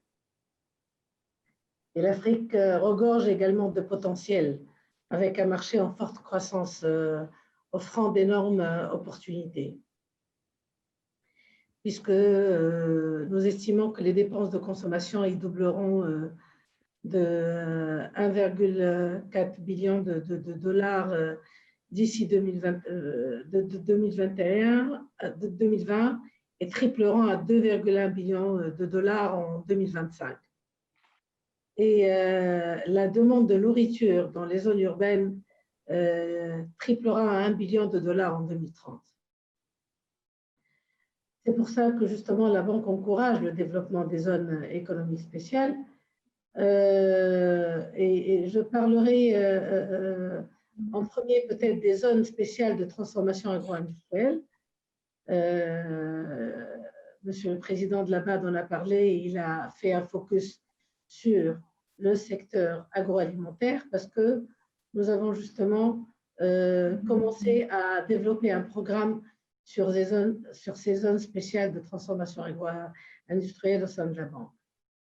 À travers notamment les infrastructures telles que les routes, l'électricité, l'approvisionnement en eau, qui est très important. Et cette initiative des zones spéciales de transformation agro-industrielle est une composante majeure de la stratégie Nourrir l'Afrique de la Banque, qui a été élaborée en réponse à la nécessité de donner la priorité à la sécurité alimentaire dans le programme de développement de l'Afrique et a été présentée comme un programme à l'échelle du continent pour transformer justement l'agriculture africaine. Ces zones spéciales de transformation agro-industrielle sont des initiatives de développement spatial basées sur l'agro-industrie, conçues pour concentrer les activités de transformation agroalimentaire dans des zones à fort potentiel agricole, pour stimuler la productivité et intégrer la production, la transformation et la commercialisation des produits agricoles. Et ces initiatives peuvent généralement obtenir le statut de zone économique spéciale. Plusieurs zones spéciales de transformation agro-industrielle sont actuellement à divers stades de préparation et de mise en œuvre. 5 projets sont en cours d'exécution notamment en Éthiopie, il y a 4 sites, en Guinée, au Mali, au Sénégal aussi et au Togo. Et l'investissement direct total de la banque dans les programmes de ces zones spéciales de transformation agro-industrielle en cours est de plus de 134 millions de dollars, tandis qu'il y a aussi un cofinancement à travers d'autres banques de près de 300 millions de dollars. En 2020 aussi, des projets sont déjà initiés, notamment pour Madagascar et l'Éthiopie, d'une valeur de près de 100 millions de dollars. Ils sont en cours de préparation et normalement seront approuvés au cours de 2020. Et nous sommes en train de aussi préparer plusieurs opérations de zones spéciales de transformation agro-industrielle dans plusieurs autres pays pour 2021. Un autre domaine émergent pour la banque dans le développement de zones spéciales de transformation agro-industrielle, qui est, je pense, très important dans le contexte de la zone de libre-échange continentale. C'est l'accent mis sur les zones spéciales de transformation agro-industrielle régionales. Plusieurs zones sont en cours de conception, notamment au Ghana, à Maurice, au Mozambique et en Afrique du Sud, qui sont susceptibles d'avoir une orientation régionale, car justement, ils tirent parti des corridors régionaux existants et des infrastructures internationales telles que les routes, les chemins de fer, les ports maritimes. Par exemple, si je prends l'exemple d'une zone spéciale de transformation agro-industrielle située le long du corridor Pemga-Lichinga au Mozambique, elle est susceptible de soutenir l'exportation de produits vers le Malawi via Ankala, tandis qu'une autre zone aussi prévue à Maurice devrait se concentrer sur la mobilisation des matières premières agricoles du continent en vertu des protocoles de la zone de libre-échange. My apologies. I'm sorry to interrupt you. Sorry, Madame Dosaf, sorry to interrupt you, but I have been advised that we need to summarize. So please summarize and then can conclude. We need to draw this panel discussion to the end because of the time limits. I really apologize for doing so. Yeah, please just summarize your point. Thank you.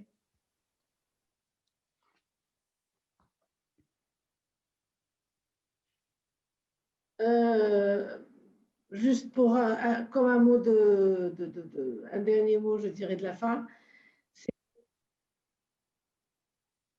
que le développement des zones économiques spéciales aussi dans d'autres secteurs, il a déjà commencé dans le cadre de la stratégie d'industrialisation de la banque, et dans certains projets, nous avons initié la préparation du terrain à ces zones, au développement de ces zones économiques spéciales à travers le renforcement des cadres institutionnels et législatifs, la préparation des études de faisabilité et la mise en place d'agences de gestion des zones économiques spéciales.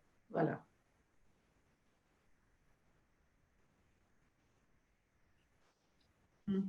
Thank you very much. I really regret to bring the session to what feels a bit like a very quick end, because the discussion is so interesting. I see in the chat there's a lot of engagement that is going on about the issues, and I think what this does is it sends a signal to the organizers, AEZO, that indeed your ongoing platforms for engaging on these topics are in demand and very important. But today, as we draw to the end of this discussion, what I have, the key takeaways I'm having is that there is indeed consensus that SEZs are important, and there are different forms of SEZs, and there has, of course, been a mixed experience with SEZs.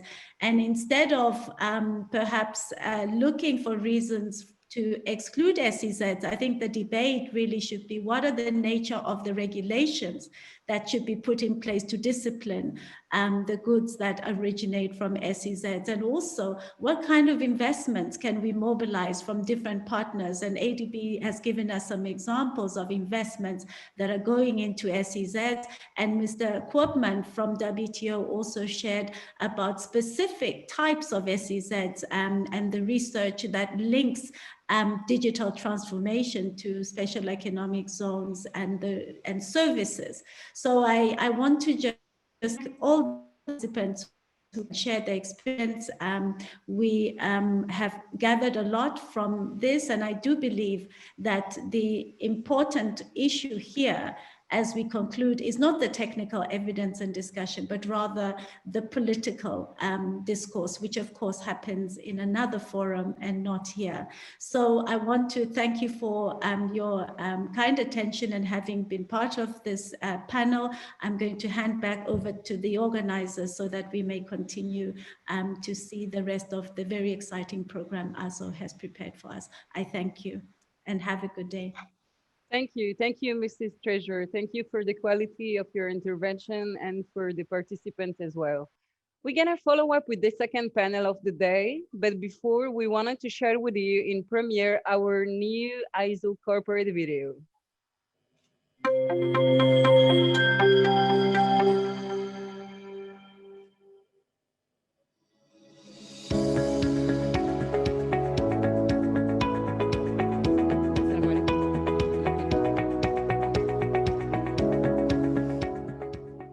Economic zones are considered the most popular instruments supporting socio-economic development and have significantly contributed to the overall GDP across the African continent.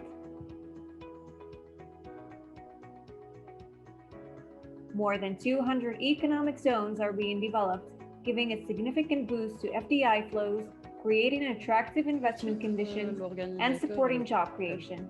Over the past 5 years, 60 million jobs have been generated in various sectors such as agro-processing, manufacturing, and services. Economic zones are also one of the main devices to advance continental regional integration and contribute to the implementation of the Africa Continental Free Trade Agreement. Their activities are designed to drive sustainable processes, promoting intra-African trade, regional value chains, and industrial complementarity. Founded in November 2015 by Tangemed Group, Africa Economic Zones Organization is striving to promote knowledge and expertise sharing and offers dedicated support to its members with devoted focus on growth and prosperity. AEZO is the sole representative of the economic zones community in Africa and is comprised today of more than 80 members representing 42 countries. Since its inception, AEZO has established strong partnerships and alliances, expanding its ecosystem and connecting the African economic zones with international organizations and corporate business networks. AEZO is committed to foster business trade and stimulate industrial investments. It assists its members in project deployment initiatives and go-to-market activities by implementing international standards and best practices.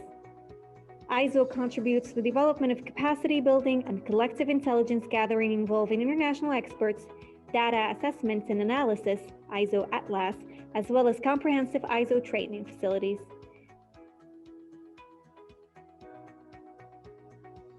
The African Economic Zones Organization, a dedicated platform to support economic zones development across the continent.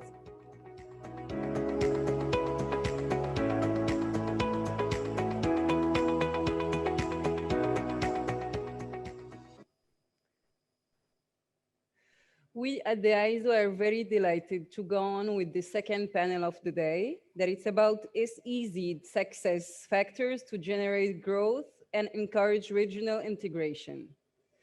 The second panel is co-organized with the United Nations Conference on Trade and Development entitled UNCTAD. In this panel, our followers and viewers will assist to a project live demonstration in the great presence of Mr. Richard Baldwin, who is the Director Investment and Research at the UNCTAD, and also Sir Ahmed Benis, who is Secretary General at the AEZO. Sir? Thank you, Mahassin. Thank you. We have also a moderator, Jacobo, who is also with us from the FTI magazine, a subsidy of the Financial Times. I think Jacobo is also connected. Yes, guys, can you hear me? Yeah, we can hear you very well. Please go ahead. That's fantastic. Well, thank you everyone, and good morning. Yes, and welcome to this second panel discussion. As you mentioned, this will be dedicated to those success factors for special economic zones able to generate growth and encourage regional integration. As mentioned, my name is Jacopo De Toni, and I am the editor of FDI Intelligence, the foreign investment monitor of the Financial Times in London, and also the publisher of our flagship Global Free Zones Awards. So first of all, great honor. Let me thank you, Ahmed, and the African Economic Zone Organization for having me here. The rise and development of African economic zones is a topic that I'm really passionate about. And I'm really looking forward to this, to discussing it with Mr. Ahmed Benis and Mr. Richard Baldwin, that I know will be presenting a survey with us that will shed light on the expectations of zones across the continent ahead of the introduction of the African Continental Free Trade Area. As you know, COVID-19 has triggered a big slowdown in global investment, and competition is really heating up. And this is why functioning free zones will be really vital instruments for African countries, as well countries all over the world, to attract investment in this very challenging market environment, and in a specific case of Africa, also promote integration in the context of the mentioned African continental free trade area. But without further ado, the two panelists have already been presented. Ahmed Benis, the Secretary General of our host AEZO, and Richard Baldwin, the Director of Investment Research at the United Nations Conference on Trade and Development, or UNCTAD. Ahmed, I know that you have some introductory remarks. The floor is yours. Yeah, thank you, Jacobo. First of all, I wanted to congratulate the team who worked hardly on this survey and make this project happen. So we've started discussing together with the United Nations Conference for Trade and Development the issues that are related to the development of the special economic zones across the continent. And we've decided early this year to conduct a dedicated survey that would be based on good practices within the SEZ and the sentiments towards the impact of the forthcoming implementation of the CFTA agreements, and also the challenges that the African special economic zones would be facing. So we have started sharing the survey itself with the different members of our organizations, and we received 39 response from the individual SEZ and SEZ authorities, investment promotion agencies, representing 30 African countries. And I also take this opportunity to thank again all the respondents for the time and data they provided, because such engagements from the zones only increases and confirms their potential to grow together hand in hand. So the survey itself covered a number of management and development practices within the SEZ, as well as several indicators on the performance of the zones, including the business models, transport infrastructures, social, environmental practices, and others. And the survey addressed also the current trade situation within the SEZ and pattern expected after the forthcoming implementation of this continental free trade agreement with African and non-African countries. So investment patterns were also one of the main focuses of the survey, tackling FDI trends with a focus on current status and the post-CFTA expectations. So to summarize, the study concentrated on the implementation of the continental free trade agreements, the opportunity that does it offer, the challenges that it brings, to be added to the one that we are currently faced within the SEZ communities, including the barriers to intra-African trade and to attract FDI, and of course, not to mention the global pandemic and the COVID-19 recovery that has been shaken the global economic environment. I think Richard is also connected with us, and he will be sharing the conclusions, the main conclusions, and the outcome of this study. Richard, can you hear us? Yes, I hear you, Ahmed. All right. Good morning, Richard. Good morning, and thank you very much for the nice introduction, both to you and Jacopo, and for this excellent summary of our work on the survey. Thank you again, Richard, for your commitment and for your engagement supporting Africa Economic Zones organization. And I know that yourself and your team, without naming Iman, Aslan, and Farah from AEZO, were working hardly to make this happen. Yes, certainly. We're very happy with the project on which we're collaborating with our two organizations, and it's going to be an important part of the longer-term project we have in creating a practitioner's guide or handbook for SEZ programs, and all in the context of the collaboration between AEZO and UNCTAD. Excellent. Please go ahead with the conclusions. We have some SEZ managers that are quite excited to hear the outcome of this survey. Great, thank you very much. I wonder if colleagues can put up the presentation material so I can talk through that. Thank you very much. If you could kindly go to the slide with the key messages right away. Why wait? Let's go straight to the conclusions. As Ahmed already introduced, the survey that we carried out with SEZ and SEZ authorities across the continent covered a lot of topics. Of course, in this short time that we have today, we have to focus on a few things. So let me just lift out 3 areas, but of course the overall survey will be shared with AEZO members, and so you will see all of the results that you have of the survey that you have provided us with the answers.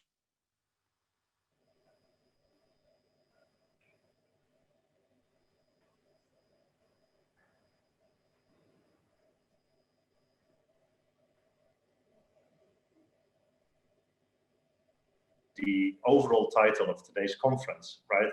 So zones can make also, it's not just the opportunities that the CFTA will provide us with, but it is also that SEZs can provide a big contribution to economic integration in Africa by promoting intra-regional trade and investment. So I really like the title that we have for today's meeting, right? It's not, to paraphrase, it's not just asking what the CFTA can do for us, but it is also about what we can do for the CFTA, right? Because that economic integration ultimately is really important for the long-term sustainability of zones, and that's the third point I'll lift out of the findings of the survey today. So let's move to the first point and just elaborate a little bit, right? So challenges and opportunities. So on the side of opportunities, you see a few points there that have been lifted out by the survey respondents that we heard about earlier today from some of the introductory speakers, right? So the objective to enhance industrial diversification and to attract new investment. Very interesting there that the answer that we will attract new investment from outside of Africa is actually, that expectation is even slightly higher than the intra-African investment expectations. And that shows how important the creation of a much bigger regional market is considered to be for investment promotion, right? We had our World Investment Report, UNCTAD's World Investment Report this year, which looks at the future of international production over the coming 10 years, and our expectation that that investment and investment promotion in regional value chains will become much more important is also shared here by respondents to the survey. Very important point there. The second point raised is enhancing bilateral collaboration among African SEZs, and I think that's a real shoe-in for AEZO, and really shows the importance of a good regional organization that can stimulate cooperation and knowledge sharing among the SEZs on the continent. Important to highlight some of the challenges on the right-hand side there, and two of the ones that are mentioned there, these are just the top three. The heterogeneity of market regulations and market characteristics. That's clearly an issue in practically all FTAs, but especially so in Africa. Some of the earlier speakers, including our senior director of UNCTAD, Mr. James San, already mentioned the different regulations present in the various, what we call sub-regional FTAs. So in COMESA and EAC and SADC, so they all have different perspectives on SEZs, and that's considered to be among some of the challenges to be resolved. Another one ranked high at the top there surprised me a little bit, to be honest, so that the pressure on labor and environmental standards, but I think it is very much driven by the expectation that regional integration will also trigger increasing regional competition among SEZs. So it's not just about collaboration, there's also a degree of competition we have to keep in mind. Maybe the word co-opetition is apt here. And of course, that is triggering a fear by some of the survey respondents that there may be some downward pressure on labor and environmental standards. I will come back to this at the end of my quick presentation. Moving on to the next page. This is basically the expected impact of the different policy areas discussed in the CFTA. And a lot of positivity expected there from trade facilitation. Investment ranks extremely high, indicating the importance of the investment chapter to be defined. Customs cooperation and trade in services, all in items that are expected to have a highly, that are very important for SEZs for the promotion of trade.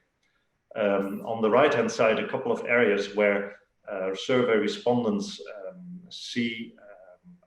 have mixed feelings, basically, about the impact that CFTA might have. And they relate very much to non-tariff barriers and technical barriers to trade. And that these are some of the areas that are covered in part by CFTA, but there is also among those a number of informal barriers that any FTA would have difficulty in handling effectively. Moving on from here, next slide, please.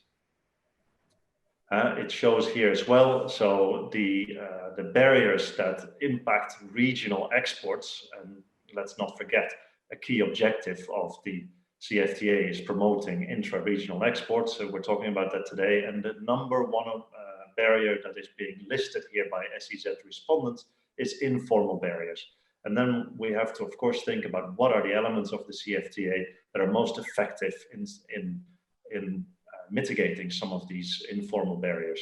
And here we're talking about, well, some of the trade facilitation measures, but also some of the measures related to transparency, administrative transparency, and administrative information provision, which have the benefit of formalizing processes and of reducing the possibility for informal barriers to persist. There will be a session later today, one of the expert sessions towards the end of the day, where another colleague from UNCTAD, Mr. Frank Rosell, who is the coordinator of the business and investment facilitation section in UNCTAD, will present the information portals and single windows that we as UNCTAD help countries and SEZs implement. And we will see how they can support also the reduction of informal barriers. I've lost the presentation in front of me. I'm not sure if that was intentional. Yes, thank you. Let's move on to the next. So here's also some of the barriers that SEZs have indicated as barriers to the attraction of investment, where infrastructure, of course, as often is the case, continues to rank as #1. Here, I think there's an important point that was also mentioned earlier today in a presentation about how investment in infrastructure around zones is becoming increasingly important for the future success of zones, but that this importance needs to be balanced with what we call in UNCTAD the frugal approach, right? There is a huge risk of over-investing in initial infrastructure development for zones, which would then have difficulty in recouping investment if the attraction of new companies, new operators in the zone is going too slow in the early startup phases of zones. So this is an important point here. Another interesting one is a lack of information opportunities. I think what the respondents to our survey mean here is that sometimes the investment opportunities in the zones are marketed better even outside Africa than they are marketed within the African continent to investors across the continent. And I think maybe here's a task for AEZO to see how we can improve the marketing of investment opportunities continent-wide. Next slide, please. Well, this is the conclusion of this section, right? So the impact of CFTA for zones and zone programs overall expected to have a very positive impact with an increase in intra-regional exports bigger than the increase in exports outside the zone. Now that's highly necessary.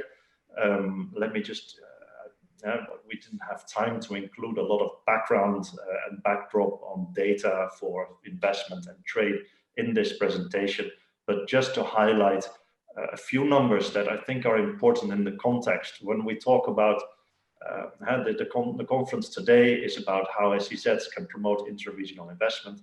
Let's consider inter-regional trade and investment. Let's consider that when we look at trade, the growth of exports overall from Africa over the last 5 years or so is around 5% annually. Let's not talk about this year, of course, with the COVID-19 impact, but up until this year. But the growth of intra-regional trade in Africa is only about 1.5%, so lower than the growth of exports outside the zone. So I think there's a real task here for the CFTA to change that picture. And the answer to this question that you see on the slide here is really to try and change that picture and to see that we can grow intra-regional trade relative to exports outside the continent. The same goes a little bit for investment, right? I mean, we know that Africa as a continent accounts for only about 3% of global foreign direct investment inflows. And intra-regional investment in Africa is really only about 10%. It's very, very low. If we look at some other regions in the world, like we earlier saw comparisons with ASEAN, we saw comparisons with the EU. Intra-regional trade and investment is, of course, much higher, including in the recently signed RCEP zone, which has really yet to start, of course, because it's not yet to be ratified. It was only signed 2 weeks ago, but already there, the degree of integration on trade and investment is much higher. So there's a big job to do. Moving on to the next section, and I'll try and go rapidly through the remainder. So the contribution that zones can make. So this is what we can do for CFTA, what we can do for integration in Africa, right? So here a first picture on on the current and expected importance of different sectors, of different industries in the trade picture in Africa, right? So we see, of course, agriculture and food, very important currently in SEZs. We heard the example earlier from the president of the African Development Bank, who was mentioning the development of special agricultural processing zones. This is clearly a sector, a commodity sector, which in Africa is extremely important and is expected to become even more important post CFTA implementation. And that's right. I mean, it is, however, important to consider that the classical or original conception of free zones, of what used to be called export processing zones in particular, was really about different sectors, right? It was about zones that need to import components to be assembled for re-export, right? So there was a lot of that going on. And so, agriculture and food are important now, and they will become even more important, but they require a type of special economic zone that is slightly different from the original conception.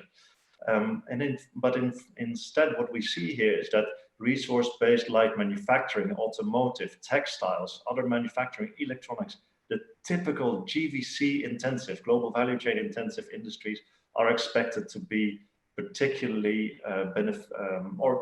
to benefit in particular from CFTA. So the expectation on the part of the survey respondents, on the part of SEZ, is that there will be growth in the GVC intensive nature there. So we need to balance the real opportunity presented earlier on agro-processing with the opportunity to further develop regional value chains in value chain intensive industries.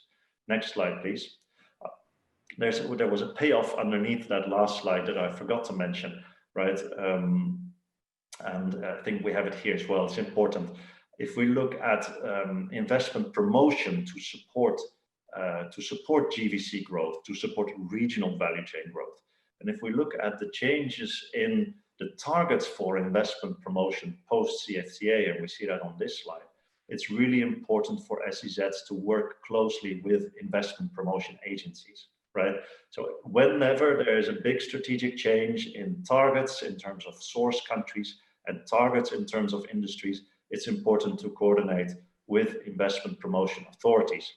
And in that context, we have a discussion over the next few days on the 7th and 8th of December in UNCTAD, the Global Investment Promotion Conference, to which we have also invited all SEZ stakeholders to discuss exactly that, the degree of coordination between SEZs and investment promotion agencies. And I know Ahmed Benes is speaking at this conference as well. Just to highlight some of the points from this slide, you see there what are currently the most important source countries for investment in zones, and what do we expect to be the most important source countries post CFTA implementation. And what you see there is that especially the emerging markets and the regional markets are expected to become more important sources of investment. Moving on to the next slide. So here's a similar slide as we saw earlier on trade. So we do expect increased investment, increased intra-regional investment, right? So the whole point of CFTA is, of course, to grow intra-regional trade and investment. But very interestingly, as I mentioned already earlier, the expectation for growth also from outside the market is important, because it's not just about promoting regional value chains, but it's also about creating a much bigger domestic market for investment promotion from outside the zone. Next. And here is, again, what are some of the industries that will be important for investment promotion? And again, here, a very similar picture as what I discussed earlier. So agro-processing will become the key industry for investment promotion, and it is simply a very important sector in Africa. And I'm glad to see this, and I was very happy to hear the opportunity that our colleague from the African Development Bank presented. And it really comes out of what SEZ stakeholders responded to our survey. And again, there you see all of the other sectors that are considered to become very important for investment promotion are, again, those GVC intensive industries, right? So the lowering of trade costs, the removal of obstacles to investment will especially benefit those type of industries that need regional cross-border interaction, right? So the resource-based light manufacturing, textiles, electronics, these are all the sectors that the ASEAN SEZs, which often function as examples for how SEZs in Africa would like to develop, they are here considered to be the main beneficiaries of the CFTA. Moving on, and it brings me, I think, to the last part of this very quick presentation of survey results. And really, it is the overall conclusion, and because we've talked about what the CFTA can do for us, we've talked about how SEZs are going to be important to support CFTA implementation, to support regional integration, to support the promotion of intra-regional trade and investment. But I would like to say that this intra-regional trade and investment promotion is going to be of vital importance for the long-term sustainability of zone programs in Africa. Because when we look at the current occupancy levels in the zones, you see that there is still a very sizable chunk of the current zones that have a lot of spare capacity. Now, in some cases, of course, that's because zone programs are new, right? And they're still in the startup phase. But in some cases, that also relates to zones that have been established already for quite a while and that simply haven't yet seen the fast growth in investment attraction that we would have liked to see. I think Mr. James San earlier mentioned this as well in his introductory remarks. There's a high degree of variation among zone performance in Africa, and there's a lot to be done to make sure that the zone capacity is being filled further in order to recoup investments in zones. This is why I mentioned earlier our stressing of the frugal approach, our emphasis on what we call, we have called it the profit and loss statement for sustainable zone development. We developed this tool in the World Investment Report 2019 to make sure that zones really keep track of the fiscal and economic sustainability of zones. So this chart really brings it out. And the same goes for export performance. I mentioned earlier a few figures on export and FDI performance in Africa, and about the fact that intra-regional exports and FDI really have room for growth. If we look at the moment at what is the situation for growth of trade and investment between countries with and countries without SEZs, at this moment, we don't see much of a difference. Now, I know that I'm throwing a little bit of a challenge to you on the table here. Please take it in good spirit. I am completely with AEZO, and UNCTAD is very supportive. We want to support programs that help SEZs make a bigger contribution to intra-regional trade and investment promotion. Now, while doing that, I mentioned earlier the fear, and I go to the next slide, the fear on some of the survey respondents that the increased competition among zones might lead to downward pressure on social and environmental standards. And here we have actually the opposite, right? I'm quite encouraged by these numbers that there are quite a good percentage of zones that provide their investors inside the zones with services and facilities that really support high standards of environmental performance. We have the same question in the survey on social services and facilities. We get similar numbers, so there is already quite a goodly number of zones that provide social and environmental services. And here, just to highlight for you, and it was mentioned earlier, so I will not go too deep on it, the SDG model zone that we developed in the World Investment Report can be a guide for this, right? So we believe that for the long-term sustainability of zones, we need to work on supporting regional trade and investment promotion to increase to improve the use of capacity in the zones, but at the same time, we need to make sure that those zones perform at the highest levels of environmental, social, and government standards, that they have positive spillovers and inclusive effects on the surrounding economy, and that they attract investment in what we call SDG relevant activities and provide investors really with the services and facilities they need to have a high standard of environmental performance, such as you see here, the inspection services, the waste management facilities, the renewable energy installations, recycling services, etc. These are all very important aspects, and there's already a very good percentage here. There's still room for growth. With that reference to our SDG model zone, I would like to wrap up this presentation, but I'm very open to questions. Thank you very much. Okay, thank you, Richard. Very insightful numbers. I think that the survey really lived up to expectations. A few questions. We have a couple of questions from the audience. I got a couple of questions. I think that one point that you touched upon is very low level at the moment of intra-African, or at least like intra-ACTFA investment compared to other trade blocs. Actually, we compiled a few stats a few weeks ago, and let me just like throw in a number. The area, the African Continental Free Trade Agreement has got a consumer base, a population base of 1.2 billion, and attracts less or generates less intra-regional investment than the Gulf country, the GCC area, where there are like 57 million people. So it's really incredible the kind of like the scope and the magnitude of the investment gap there.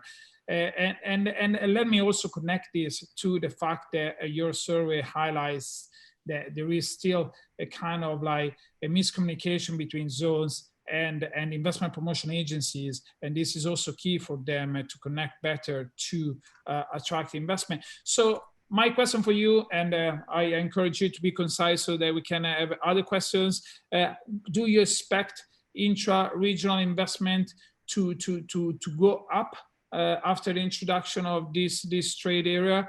And what can single zones actually do to be more appealing to investors in their regional peers?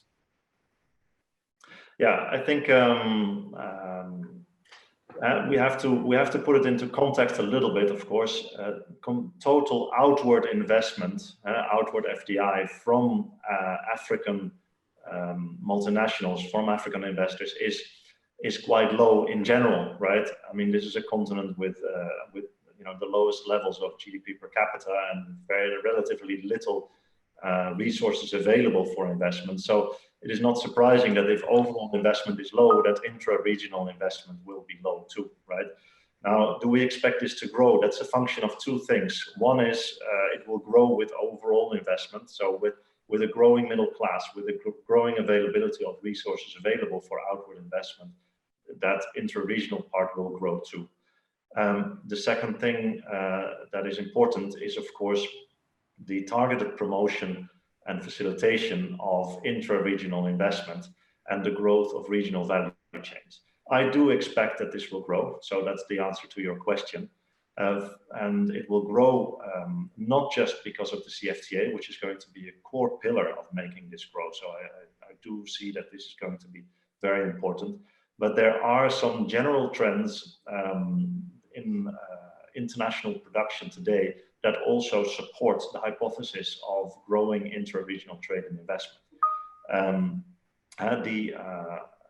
The trends that we see in international production, which basically means the global operations of multinational enterprises and the trade and investment that they spread around the world. And the trend for the coming years will be one of resilience-seeking investment, will be one of more regional international production networks rather than global international production networks, and will be one of diversification, and diversification that includes their diversification away from the very strong dependence on the manufacturing base in Asia towards other regions in the world. So I can see an opportunity there, driven both by CFTA and by general trends in global international production. That's fantastic. Thank you, Richard. Let me also bring in on this Ahmed, if Ahmed is still there on the line. Well, do you want to share also your own perspective on the regionalization of global value chains? Do you see already early signs of the possible development of regional value chains, or else still you would expect this to happen in the foreseeable future? Yes, definitely. I think that today it should not be a wish anymore. It should become a will. And we are all entitled, I'm talking on behalf of the SEZ community, to foster regional integrations and also to promote intra-African investment, intra-African trade. And those kind of initiatives should definitely grow through the CFTA itself and all the opportunities that would offer and that we should seize. But I think that investors also would be more attracted with a larger market, with let's say more sourcing opportunities. But at the end of the day, which is important to all of us, is to develop the complementarity between the different special economic zones and the different countries. And this is definitely one of the main objectives that we should work on. And this complementarity in the value chain, by supporting each other when a country or an SEZ should fit to the investors' needs and should bring certain key fundamentals to attract a certain kind of investors, and in complement other SEZ would bring an added value. This would definitely be the main objective of the CFTA itself, and would then definitely help to grow our economy and enhance regional integration within the continent. That's fantastic. Okay, guys, I think that we got time just for a very last question. And the question comes from Ms. Shiraz Benseman, and she asks, what are the investments or what are the efforts that need to be made by African countries to improve their logistics in Africa, within the continent, and foster cooperation and trade on the continent? So maybe Richard, you want to go first? Sure. I mean, there's a long list here, I think, of things that that can be done both at the policy level by policymakers, and that can be done at SEZ program level and at individual SEZ level, right? One of the, or several of the slides I presented listed some of the barriers to intra-regional trade and intra-regional investment that SEZs at this moment themselves highlight, right? And so addressing these would be, first on my priority list, right? Now, some of that will require resources to invest in infrastructure. Some of that, and there, of course, our colleagues, we had them earlier, of the multilateral development banks will be of huge assistance. But I think there is also a very important opportunity there to create a better climate for the attraction of private investment in such infrastructure development. If we look at the trends now, and also specifically at the trend this year with the COVID-19 impact, we registered about a 50% decline in FDI around the world this year because of COVID-19. But the decline in project finance and infrastructure and in greenfield investment in utilities and other infrastructure industry is much, much lower, right? And there is a much stronger trend and a much stronger drive also from a resilience perspective to get investment in that infrastructure that we need.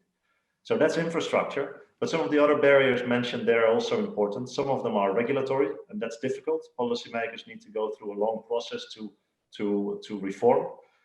But some of them are things that can be changed simply by changing the way we do things rather than changing the laws, right? So some of the administrative barriers that are being highlighted by the survey respondents, such as informal barriers and some of the barriers at the border, are things that don't necessarily need to be addressed by changes in laws. When we implement what we call e-regulations and e-registration, which is some of the facilitation, investment and business facilitation projects that we carry out across the continent, what we often see is that things can be changed within the boundaries of the existing laws and regulations. So there's not always a need to make complex reforms that need to go through Parliament, but sometimes institutions, government institutions, can change and make things easier for investors and business and traders simply by changing the way they do things. Fantastic. Thank you, Richard. Ahmed, there at Tanger Med, you have put up a very impressive logistics platform. What can be some lessons that can be shared for or best practices for other zones on the continent? I think that Tanger Med project could be a very good example, but it's not the only one that exists in the continent. The fact that it's a fully integrated platform where we connect the development of special economic zones with the development of the logistics through the development of the port complex and also the logistic corridors demonstrated that this is definitely one of the best example to follow. Logistic is key anyway. Logistic is key to develop trade, to enhance the performance of the special economic zones, to simply enhance the development of the economic context. I mean, within the continent. But when talking about logistic, it's not only a matter of upgrading the infrastructure. We agree on that, because we must connect the economic zones with its ecosystem, with its environments, and we definitely need the right infrastructure, the infrastructure setup.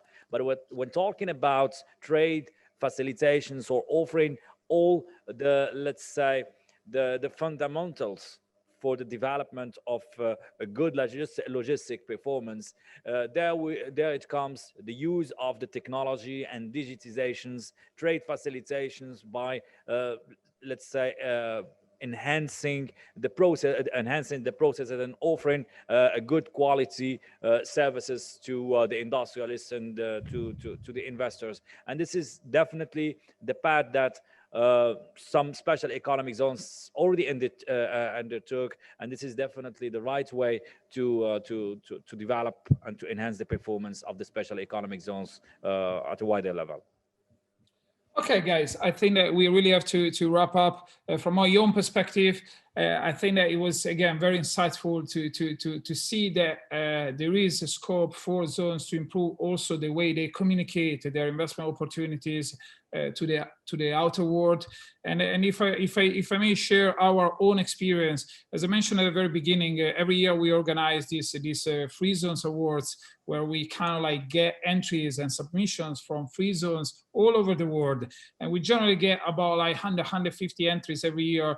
And, you know, so far, African zones are still a sort of like a minority in these entries. Definitely is not a very representative statistical subset, and we will really love to increase the number of those entries. And Ahmed and AEZO were very helpful in recently to help us also get more interest and get more details about African zones. So on this particular note, I guess, again, also this way, the way zones will communicate to the market, the opportunities that they can offer to investors will be one of the key factors determining whether or not that spare capacity will be filled up in the years to come, and in this market that no matter what remains challenging, but also with the African continental free trade bloc opens up very many opportunities for regional trade and investment. So I guess it's really all from me. Thank you again, Richard Baldwin from UNCTAD, Ahmed Benis from AEZO. I guess you will be still busy throughout the day, and I pass it back to you. Thank you very much, Jacobo. I will not make any more promotion about the excellent job that you are doing at the FDI magazine or the Financial Times, but we promise that for 2021 we will develop together a dedicated index for the African economic zones, and this is going to be a joint initiative that we will run on together, and we will get also some support from the UNCTAD. Since Richard is with us, I will definitely ask for his help and his support. Thank you so much. Very much looking forward to it. Take care. Bye-bye. Thank you, Mr. Ditoni. Thank you, Mr. Baldwin and Sir Benis, for this very insightful panel and the very rich information you've shared with us and our viewers. We're going to watch actually together our next video that will take us around Africa through the several economic zones that are part of the AEZO. Let's watch it.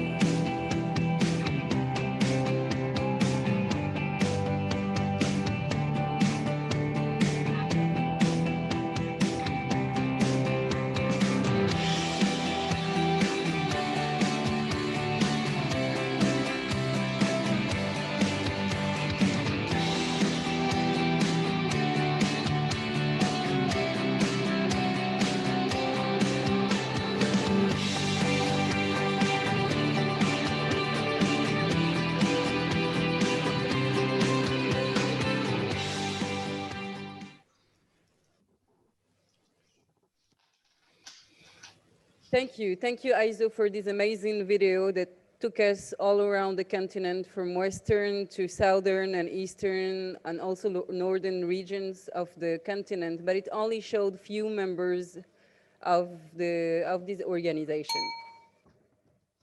Actually, we are excited to continue our meeting with the last panel of the day that will gather international experts who will discuss the role of special economic zones in supporting regional value chains development and Africa intra-trade initiative. We look forward very much to hearing from our participants, and I give the floor to Mr. Gökhan Akinci. Hi, Mr. Akinci. Hi everybody. Good morning, good afternoon, good evening, depending on where you are. Yes. You can hear me? Yes, perfectly. Fantastic. So today, as always, we have a very interesting and accomplished panel that's going to be looking at the topic from different perspectives. And during this panel, we are going to discuss on basically how ACZs can support and facilitate regional value chain development. That would include basically intra-regional trade and investment, and the Africa Intra-Trade Initiative, and vice versa. How can the Africa Intra-Trade Initiative can facilitate ACZ development in a fashion where it actually is facilitative, concerted, and it becomes a base, a platform for enhancing productivity, competitiveness to actually elevate the level of intra-regional trade and investment to across the countries. In that regard, we have actually a very interesting panel. I'll introduce the panel very briefly because we have limited time. They can add if they would like a little bit more, and I'll keep my intervention short. We have Victor Jamba, who is the Chief of the Regional Division for Africa at United Nations Industrial Development Organization, UNIDO. We have Mr. Stephen Karingi, who is currently the Director for Regional Integration and Trade Division of the Economic Coalition for Africa. We have Dr. Adam Azagonu, who is co-chair for Africa Champions. He's an accomplished investment facilitator, government affairs, and international crisis management specialist. And we have Mulalam Sayum, who is the CEO and chairman of the board of directors and founder for basically the African Electronic Trade Group. This gives us actually a very interesting panel to look at the issue from different perspectives, from basically a trade and economic commission perspective, from a UNIDO perspective, looking at the regional and going regional and national when we are looking at this. And with Mulalam and Adam, basically we are going to look at how we can use technology in different aspects of ACZ development and facilitation of trade. And in that regard, actually, one of the things that we discussed in earlier panels and earlier events was how do we look at zones in this overall initiative? Because one of the things we need to actually do, and I'll ask basically the panelists to look at this a little bit more detail in their discussion, is making sure that we have a common understanding of what are the models for ACZs we are thinking about as part of the trade discussions. Because we need to have a more uniform understanding of basically what are we talking about, and enhance our view from the old basically EPZ type of an enclave regime to what we have today. And we need to actually look at a few more things. One is what's happening global and regional trends, what's happening with Industry 4.0, rise of services in manufacturing, increasing services participation in SEZs, what's happening basically in terms of inclusion of robots, different changes in the shape of value chains globally and regionally, and how will it affect regional value chain development, and what do we need to think about as part of the free trade agreement. And how are the VCs changing in response to COVID and resilience? What are those issues that we need to think about in enhancing regional value chain development and looking at the trade agreement? And what's happening with SEZs? Are we talking about manufacturing, agribusiness, healthcare, services? And how are we integrating our thoughts on ecosystems? Because zones are actually a combination of hard and soft infrastructure and a concerted infrastructure, and it includes several components to be successful, from legal framework to looking at trade and investment differently, to understanding different value chains and priority sectors, and basically being champions for environmental and social issues, integrating them and areas of climate change as an area of competitiveness rather than assessment of risk. So in that regard, actually, I'll start with Victor, basically, to get his thoughts on now that we are moving towards the trade agreement, what do you think about the development of value chains and going regional and global, as we discussed overall? How do we do that more effectively to look at the SEZs and value chains as part of the initiative? Okay, thank you. Thank you very much, Akinzi. First of all, I think as is the first time I'm taking the floor, I think I would first of all like to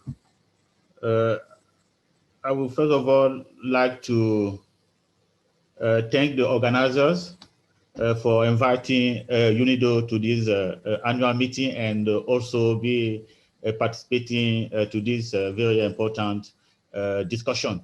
The consensus is clear about the special economic zone importance to foster economic development, social transformation, and also industrial development.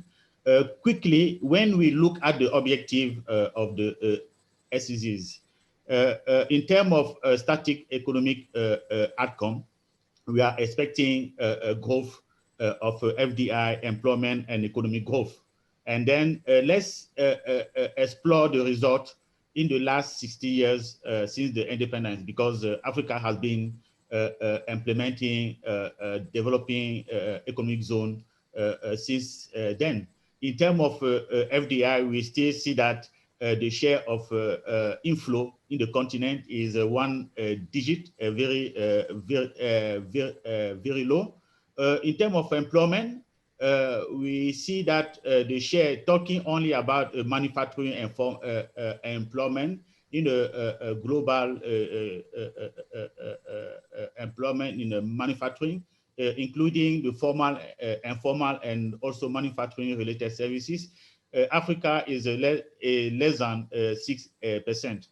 When we consider economic growth, yes, Africa has, we have been, in terms of growth, we have been growing the last decade, and even having 6 out of the 10 among in the continent.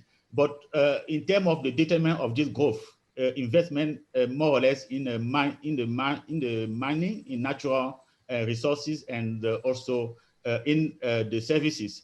Let's see concerning the dynamic economic outcome expected. In terms of technology transfer, the complexity of Africa production, in terms of economic integration, let's only talk about the value chain. We all know the result, and also the social change, very, very, very low. Yeah, so in terms of socioeconomic outcome, we see that also the results are not so favorable. So we can just see in terms of other figures, the regional resourcing is still under 12%, when in other regions we are above 20, 40, 60%. Let's see, we have been talking about the agriculture and food. Africa still importing nearly $40 billion of consumption goods.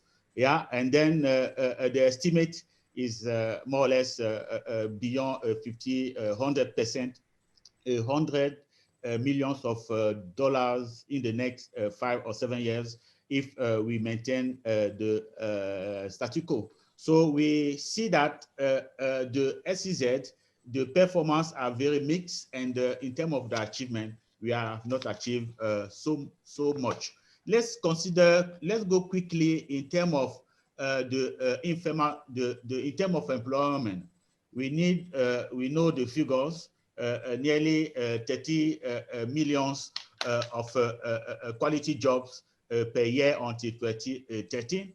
We see that the informal sector remains a major source of employment in the continent, and also that the micro and small medium enterprises account for more than 90% of businesses in the African continent. So if we put aside the outcome expected from AEZ and the achievement, we see that in the last 60 years, I think we have not achieved too much. But thanks that with the AfCFTA starting next year, more or less, it will be the seventh decade after the independence. There are opportunities to increase trade and also investment through the movement of goods, services, and other investment.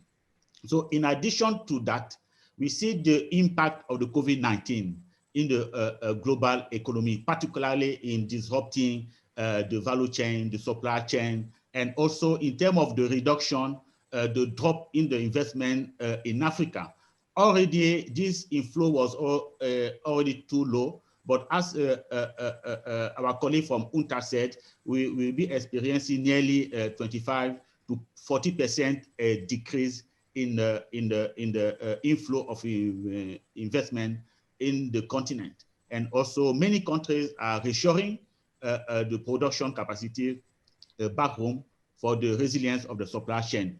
When we put all these factors together, we see that we really need to reimagine the economic zone in the continent, the economic zone that will serve the interests of the continent. That's why we are thinking that given this, the implication of the economic zone, instead of the implications are huge. Yeah, the economic zones generally, traditionally, they were forward-looking.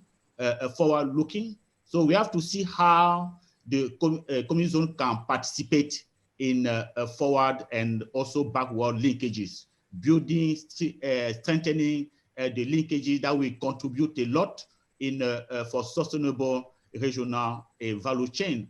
The economic zone were generally the enclaves. So we have to see how we have to broaden and to have inclusive economic zone.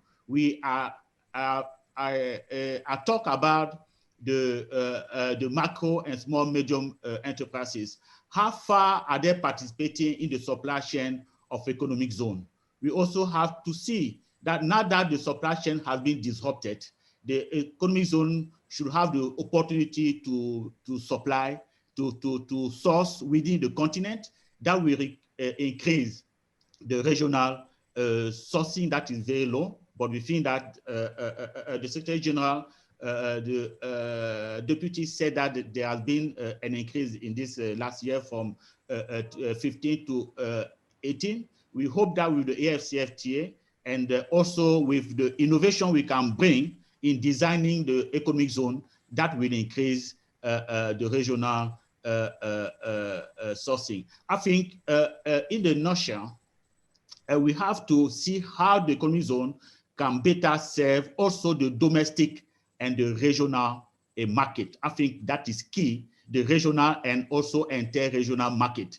That will require a lot of work, not only at the political level, but also at the institutional level. I think first of all, the regional cooperation will be key because UNCTAD mentioned concerning the disparity in the regulation among the regional economic communities. We have the regulation. We also have, because the economic zone are policy instrument. So they're also the same way they are used to implement industrial policies, national strategies.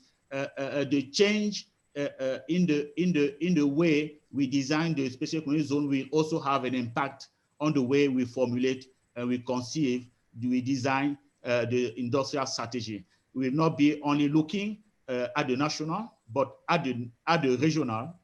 That will require a lot of coherence building coherence, strengthening coordination of investment.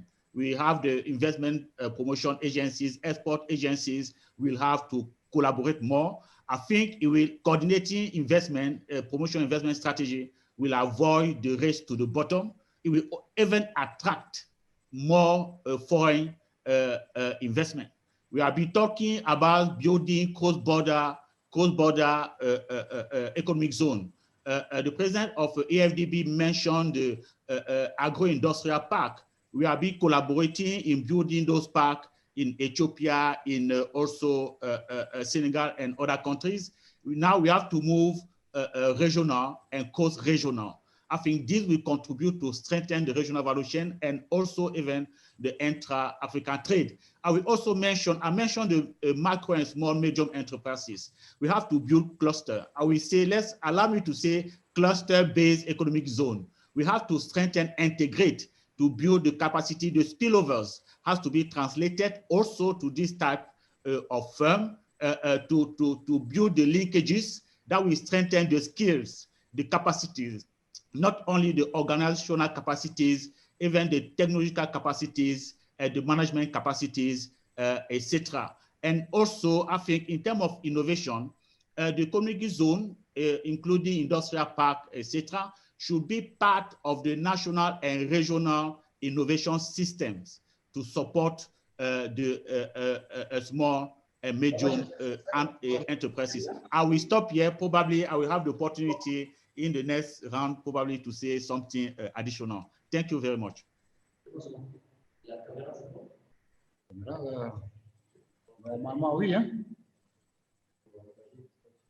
Over to you.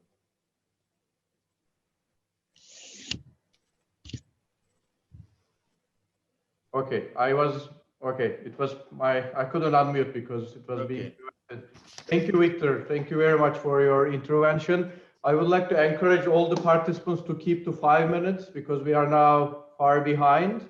And I would like to go next to Stephen, looking from an economic commission perspective to see what you think basically on ACEZO's contribution of the implementation of the African Continental Free Trade Agreement and its objectives, and how can ACEZO foster cross-border trade and value chain complementarity across the continent. And I would like to remind everybody to keep it to maybe 5-6 minutes, please.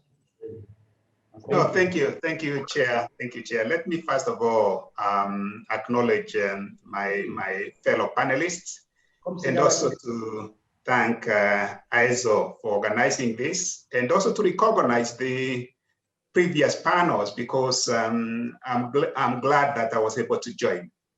Now, what is it that we have had so far? So we know we have SEZs in Africa. We know the number. We can actually look at the SEZs in Africa in the global context. But we also know that not all special economic zones are successful. And I think that is what Victor was alluding to. I think there is a survey done by UNCTAD where they found that only 34% of all special economic zones were considered to be fully or sufficiently utilized. Now, also, we know that there are many successful special economic zones.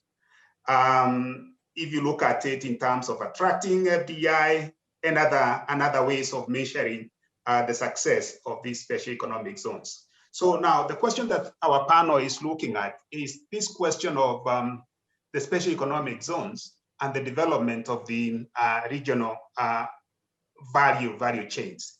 Now, I would want to start by saying, I agree that special economic zones can actually aid in the development of the regional value chains. Why do I say that? I say that because we do actually have evidence, especially from East and Southeast Asia, where special economic zones were expressly established to facilitate not only regional trade, but also exchange of resources.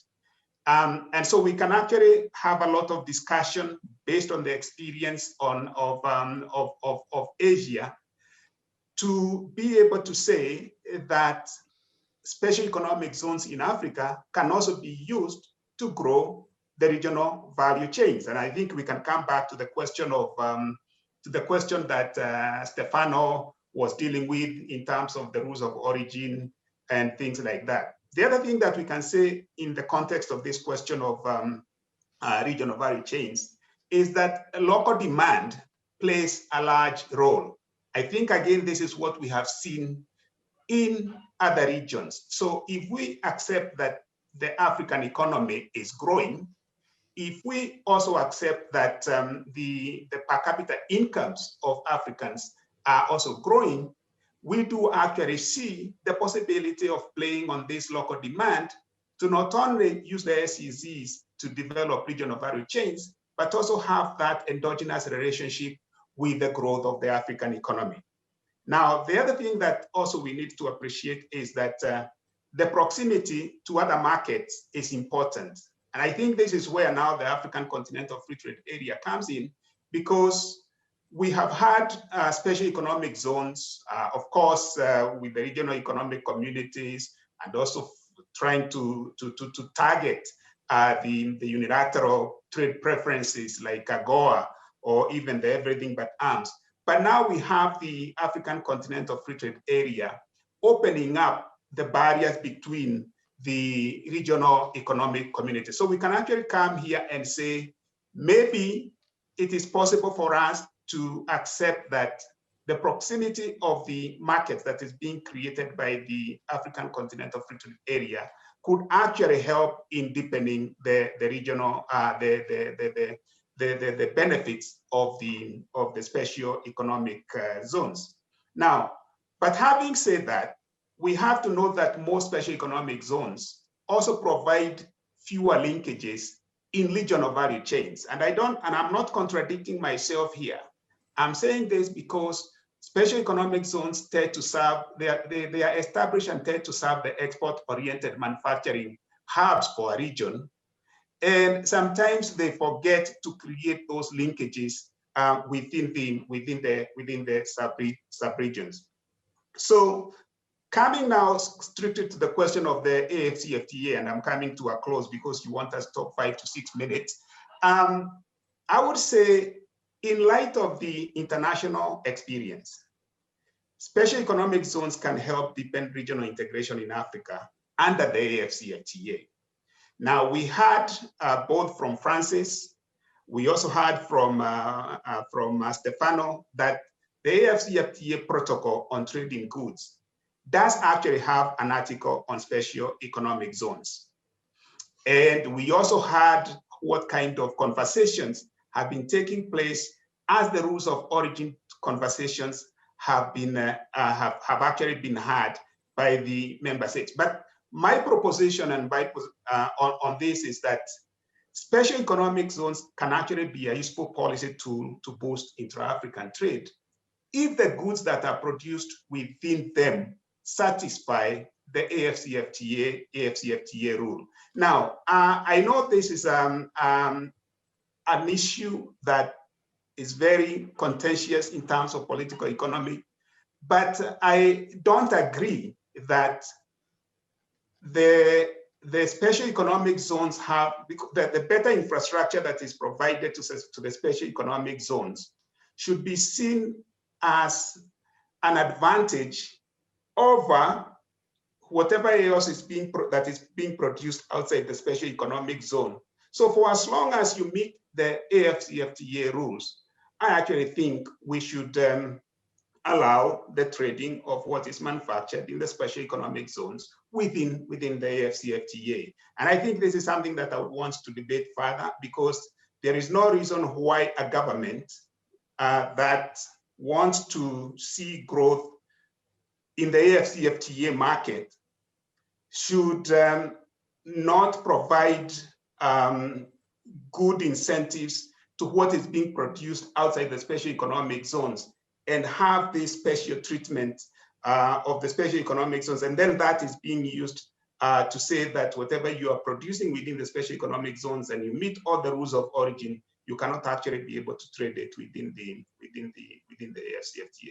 So let me stop here by saying that I think special economic zones are good for deepening regional integration.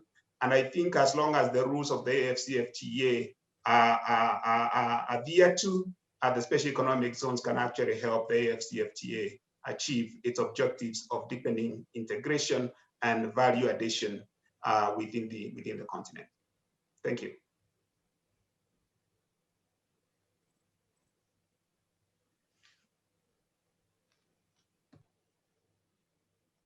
Thank you, Stephen. Thank you for the interruption. And I think one of the things here I wanted to highlight is, again, pulling back a step, and you noted this, and I think it will come later in the discussion, is maybe not limiting our also focus to goods. The way ACEs are developing, there's a lot of services component, and it needs to be even more. And one of the things I think we discussed in earlier events is really looking 10, 15, 20 years ahead to design basically the overall trade agreement framework to include basically different complexities in industries, including services and different types of services. I think that's something we still need to think about.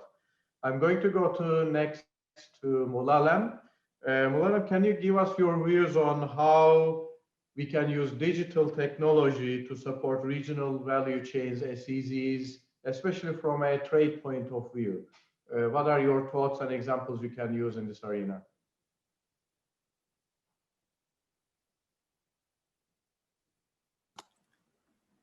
Thank you very much. First, let me thank AEZO for organizing such an excellent platform.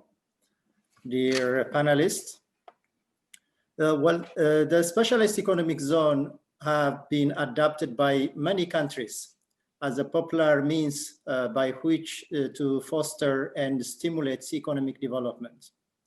The question is how effectively to apply to the AfCFTA while addressing the challenge of sustainable development and inclusive growth with the high up on global agenda for the enhancement of the SDG, which was mentioning earlier with my colleague from UNIDO. Well, digitalization presents challenges, but also opportunities within the international production network.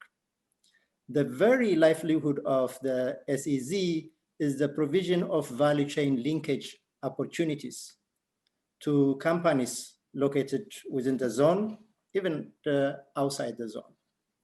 It is therefore essential that the advanced digital adoption and connectivity, if they are to remain competitive and relevant players within the network. We understand that the strategic strengths of SEZ in the logistic facilities, e-commerce, distribution activities, and it is national digital policies that government needs in terms of private legislation, data storage, securities. Those are effect for SEZ success. And more generally, it could identify the best way to adapt SEZ value propositions to digital age. In this context, the A-Trade Group also brings together public and private sectors partners for developing and expanding e-commerce and ICT-based solutions to enhance intra and inter-Africa trade in the continent, and promotes economic growth, evolving SEZ as a major stakeholders. We encourage African member states to various steps toward making digital platform. So SEZ to act digitally in various activities. For example, having SEZ act and rules, streamline and simplifying the administrative and legal infrastructure to encourage inter-Africa trade oriented business out of the SEZ. This will bring inclusive growth with a vision to transform Africa into a digital empowered society and knowledge economy, which focuses on digital power to African power. In our humble view, ACFTA state party would prepare demonstrate the ACFTA agreement right away, in line that knowing that the ACZ can be a complementary to boost the intra-Africa trade. In this regard, engaging with the national trade facilitation structure in order to ensure that we integrate in the existing ecosystem to country level. It is an ideal entry point for our support to the e-government services and the civil service transformations that are part of our services offering to AU member states. Improving ease of doing business, resulting in a more competitive enterprises, is vital for the continent to generate sustainable trade across the continent. In many cases, we are well positioned to provide last mile solutions for countries that are keen to harness technology. At the Logistic Global Hub and ACZ are reinforced by Africa's long-standing support for the principle of trade liberalization and openness.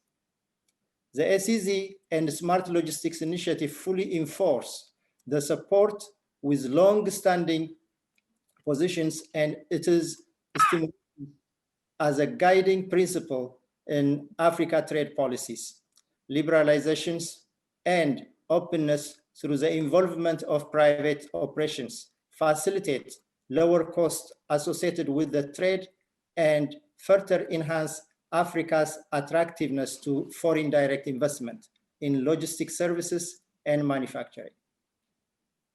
Trade policies have been traditionally guided by the concept of selling of goods in the global market.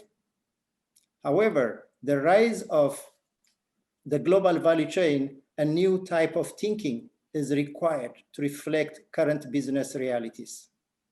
The new reality is one where the global trade system is based on the production and interconnectivities. Barrier to trade tariff or non-tariff, therefore, take on to the whole new dimension for policymakers within the examine from this angle.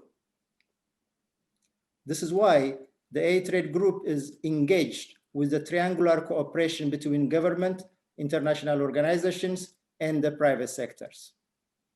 This is new and needs stakeholders to appreciate the win-win opportunity that will prevent duplications, crowding out of the private sectors. Enabling access to the ACFTA market for empowering tools like ACZ, there is no single entry that can do it alone. We need to work closely together to bring solutions to be able cost effectiveness and user friendly for small and medium entrepreneurs, manufacturers, and sell their product to the African marketplace. So Kuku Africa is friendly for small and medium entrepreneurs. Designed with this mind, it is an inclusive platform that makes it possible for partnership to forge on the digital capacity building. The African Electronic Group platform, Sokuku Africa, which was named by the African Union, provides access and enables businesses, including small and medium entrepreneurs, as well as consumers, to buy and sell products and services online with the ease and convenience, anytime, anywhere. This will enhance cross-border trade, encourage collaborations among authorities, including SEZs, to formulate effective policies and promote regional and cooperations and economic integrations among African countries. Overall, the smart logistics and fulfillment transport services would promote trade, investment, economic growth, employment, regional connectivities, and integrations, as well as efficiency and cost saving for African, including the ACZ member states. In this line, the logistics and fulfillment program is also within the A Trade Group initiative that is bringing in the next session. Will unpack the full program. Thank you. Thank you, Malalam. Thank you very much. And I'm going to last go to Adam, not the least, definitely. Adam, you are working on actually a really innovative, interesting initiative on using technology to create smart and safe path for goods, especially given the COVID era now, but also it's applicable to other basically opportunities and resilience issues in the future.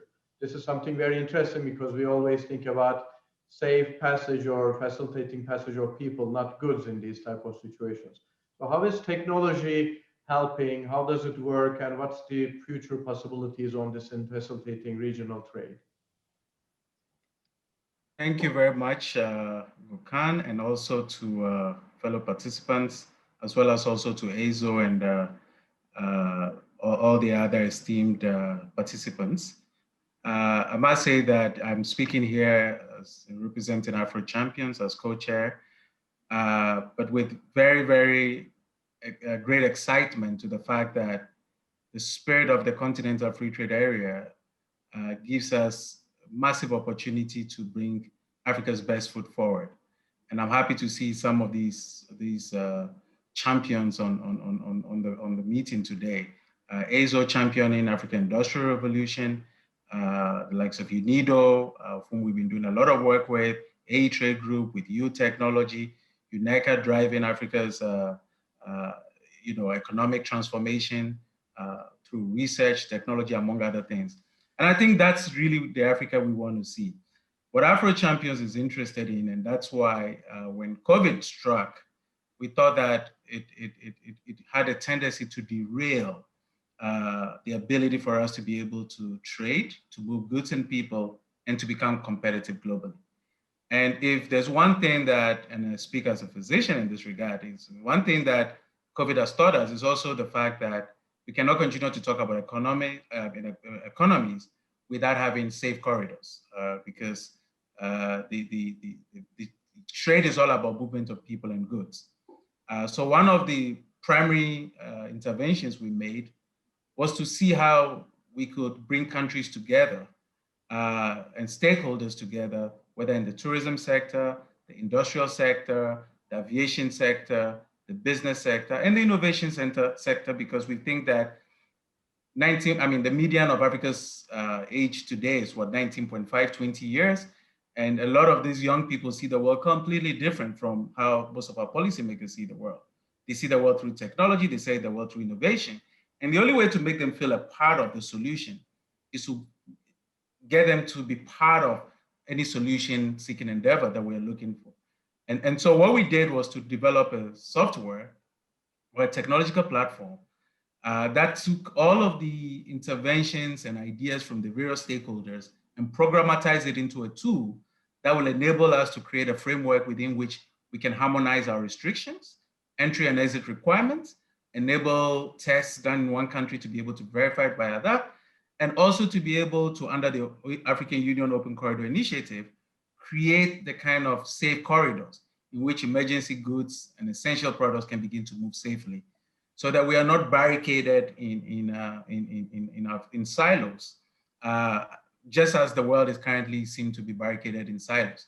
I think what Africa has demonstrated with the Africa Trusted Travel portal, that the Africa Center for Disease and Control, which is, we believe is the continent's champion for promoting public health, is currently championing is bringing again private sector expertise, resources, innovation as a public digital good to support public institutions like the Africa CDC and African Union to create that kind of technology platform. So I'm happy to announce that the Trusted Travel portal is currently now live.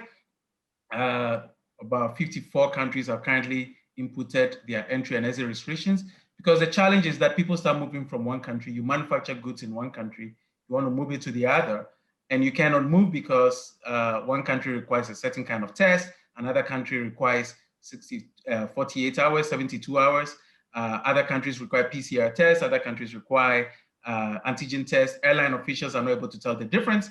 But with this kind of system, the individual traveling with goods, wherever you're trying to go, the system just runs a compliance check to see if you've met all the requirements of that country, and then generates a code for you to be able to travel.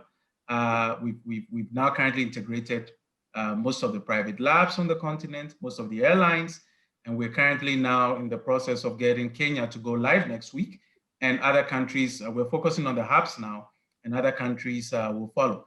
Beyond that, the technology is also looking at our logistics corridors, our ports, hotels, and all of the places where people and goods congregate, and ensure that we have protocols that are programmatized into tools and softwares that enables, because it's hard for people to remember all the guidelines and requirements and restrictions. But once they are programmed into the tool, they get the necessary alerts, they're reminded what to do, what not to do, how to pack goods, how many people should be working in a factory, how to maintain social distance protocols, among other things. So AEZO is clearly one of our partners within the Panabels Consortium, of whom we went through a series of consultations whilst we're developing the solution. And so this is really the background to the Africa Trusted Travel Portal. I'm happy to announce that it's now going global. Big hubs from other parts of the world now have approached us, and for one of the few times, we're going to see an African solution now that can go global. So in 2 weeks, we'll be launching Global Haven, which now will be able to take this solution to UAE, to Singapore, among other countries, but simply because we had an African Union backing a solution of this nature. So thank you very much. That's the background to the Trusted Travel Portal. Fantastic. Thank you, Adam. I think this is very helpful. And I think given we have very limited time, the organizers asked me to actually close it with a brief note. But I think we could probably talk about this session for a long time, because it was very interesting to see how each of the panelists looked at the topic from a different perspective, from basically an economic commission, the trade perspective, from technology perspective in facilitating trade, from how do we move goods and people in a fashion where actually we facilitate them in the COVID arena and in basically times of distress, to basically how do we look at this issue at a regional but also a global and a country level. I think it's very interesting. And it's also very interesting to see there's so much homegrown innovation and thinking going on the topic in Africa itself. And I think this hopefully will be the platform to actually maybe say in several years from now on that some of the best performing and most interesting and facilitative AEZOs will be in Africa instead of what we have in terms of the legacy EPZs in the continent. So that's really interesting. And it also highlighted a number of things that the panelists brought up, looking at how do we look at linkages, not only within the country, but within the region and sub-regions themselves. And how do we make sure that this point is actually embedded in the discussion of the African Continental Free Trade Agreement too. And then it can trickle into those other sub-regional agreements to make sure that we are innovative, we are looking into the future. The same is true in incorporating services in our thinking, because services have become part of zones, AEZOs, industrial infrastructure, as an investor and as a facilitator. And we can't really only think about goods. We need to enhance our thinking to include services as sectors, as also facilitators in the manufacturing sector. We also need to think about what's the changing shape of value chains globally, but also regionally. And what does it mean for the agreement, and what does it mean for AEZOs, for open thinking to facilitate that effectively in developing ecosystems. And also technology and innovation. This has not been basically on the forefront of AEZO thinking, but technology and innovation will actually be the venue to take AEZOs, the value chains, to the next phase of their development, to help develop more competitive and productive clusters in Africa, regionally, in the subcontinent, and within the countries. And these are things probably we need to think about and take into more serious and significant consideration as part of the trade agreement, but as part of actually national and regional policymakers thinking in developing SEZs and designing basically the overall ecosystems around them. And I'll close it here. Apologies for not taking questions, but I think we have time limitations. But hopefully we will take on these different points in the follow-on basically events that we organize together with African Free Zones Organization, UNIDO, UNCTAD, and all the participants. And I'd like to thank also AFZO for the fantastic basically design, facilitation, and organization of this meeting. We are looking forward to the future events. Thank you, everybody.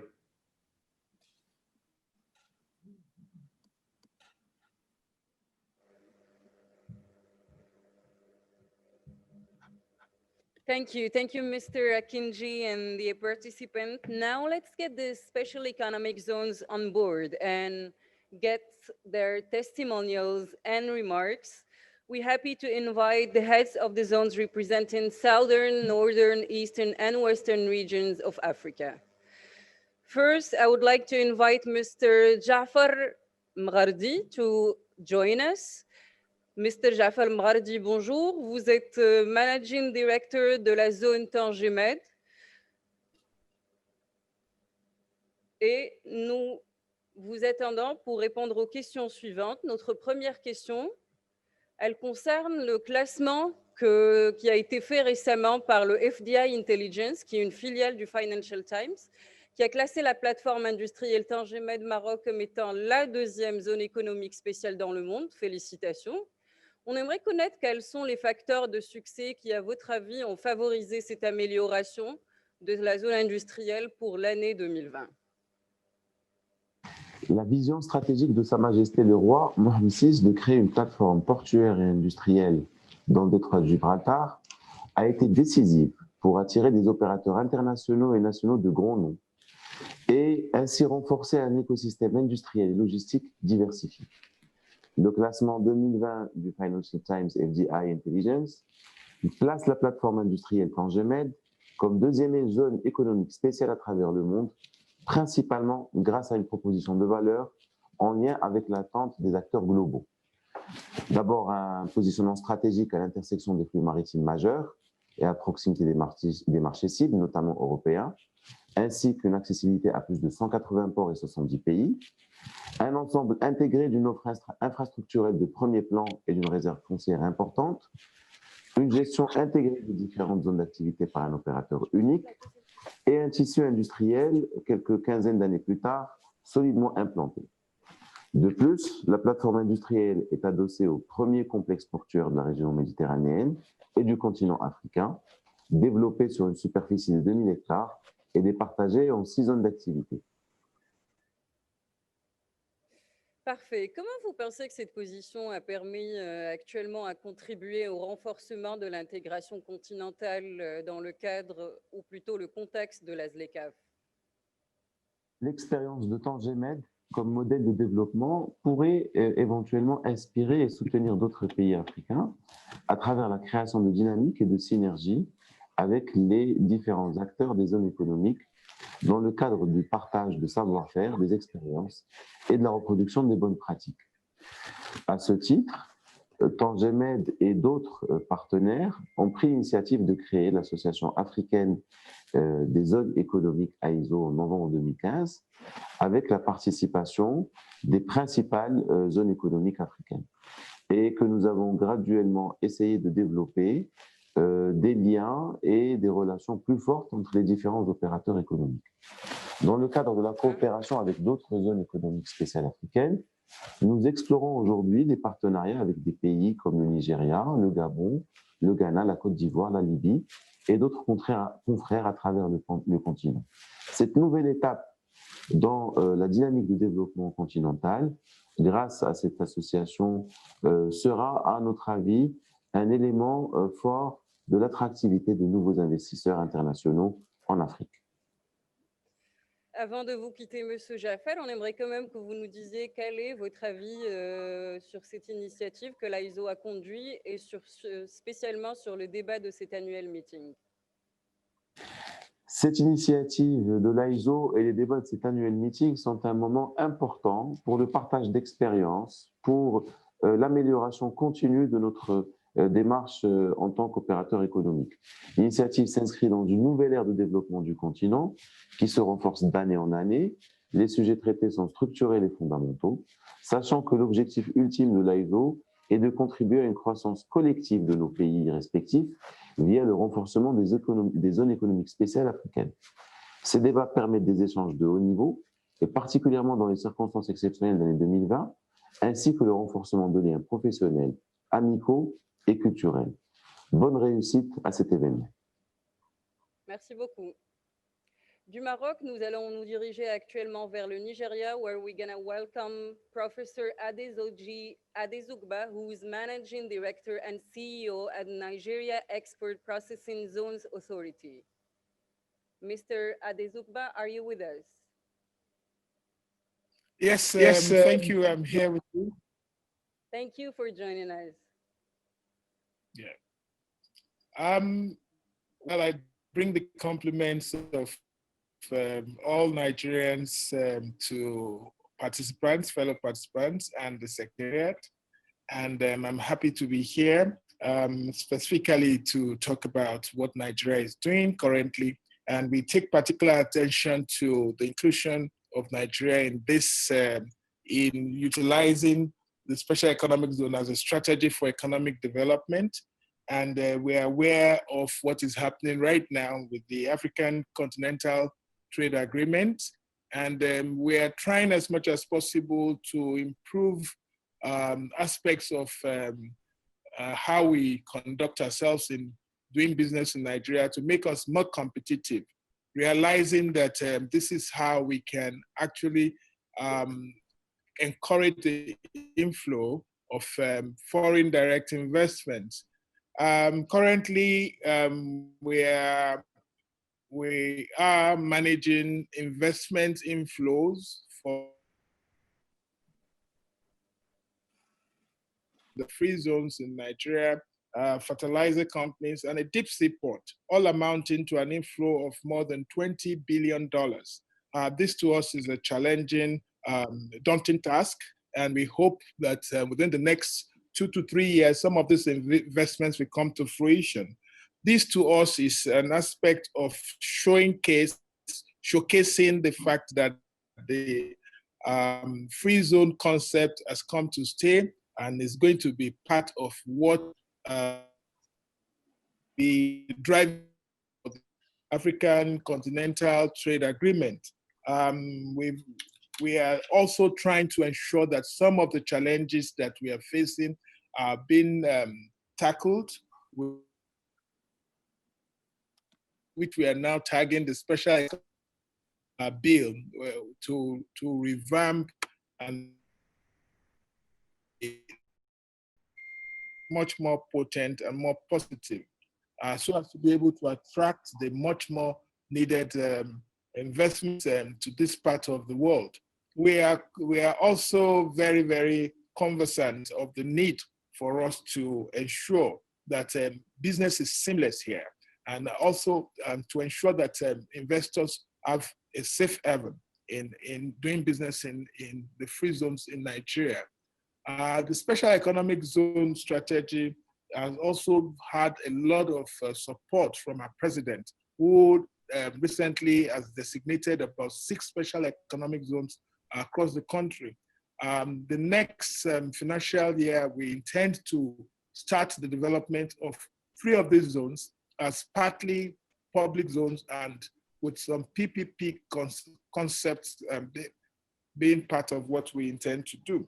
One key project that we shall be unveiling is what we call the Medical Special Economic Zone. We're all aware of the impact of the COVID-19 pandemic on the African subcontinent, as well as world global logistics, as well as the global economy. One of the fallouts for us is the need for us to have a special medical economic zone, thereby bringing in the medical facilities that Nigerians normally would go to abroad to Nigeria in a special economic zone with special incentives.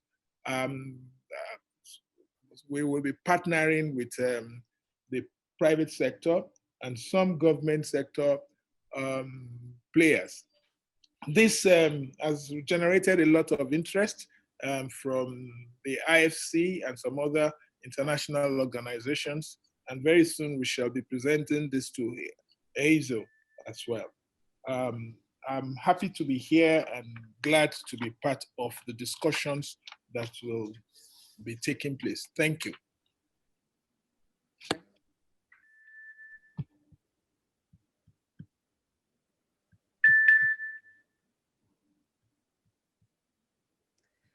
From Nigeria, we go actually to Djibouti, and we welcome Mr. Abubakar Omar Hadi.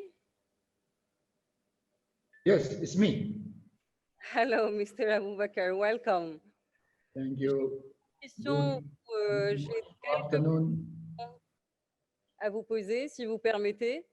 La première serait que le fait que Djibouti, sachant que c'est un petit pays d'Afrique, d'une superficie de 23 200 km², plus exactement, comptant plus de 900 millions d'habitants, on aimerait quand même parler de sa position géographique qui est stratégique, sachant que vous êtes à l'entrée méridionale de la mer Rouge, à proximité de voies maritimes très fréquentées, et c'est un pays qui fait en effet un pont entre l'Afrique et le Moyen-Orient. Comment, en effet, cette position géographique a pu profiter au développement des zones économiques du pays? Et surtout, quelle est votre ambition aujourd'hui pour tirer profit de l'avènement de la ZLECAf? J'aimerais, madame, continuer en anglais, si vous permettez. Oui, je vous en prie. Parce qu'on est un pays enclavé linguistiquement en Afrique de l'Est, mais c'est le pays francophone. Donc, je vais continuer en anglais.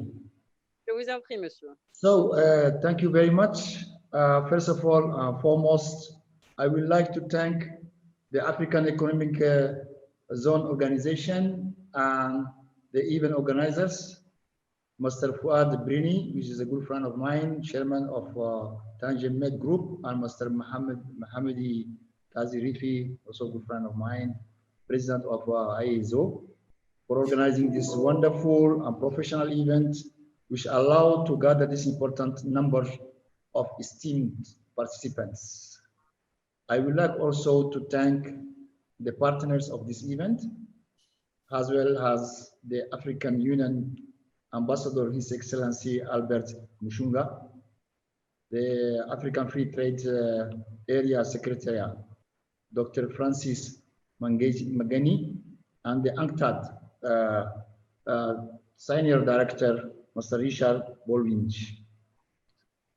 Okay, coming back to your question, first of all, I want to mention that there is several straits in the world where the ships transit.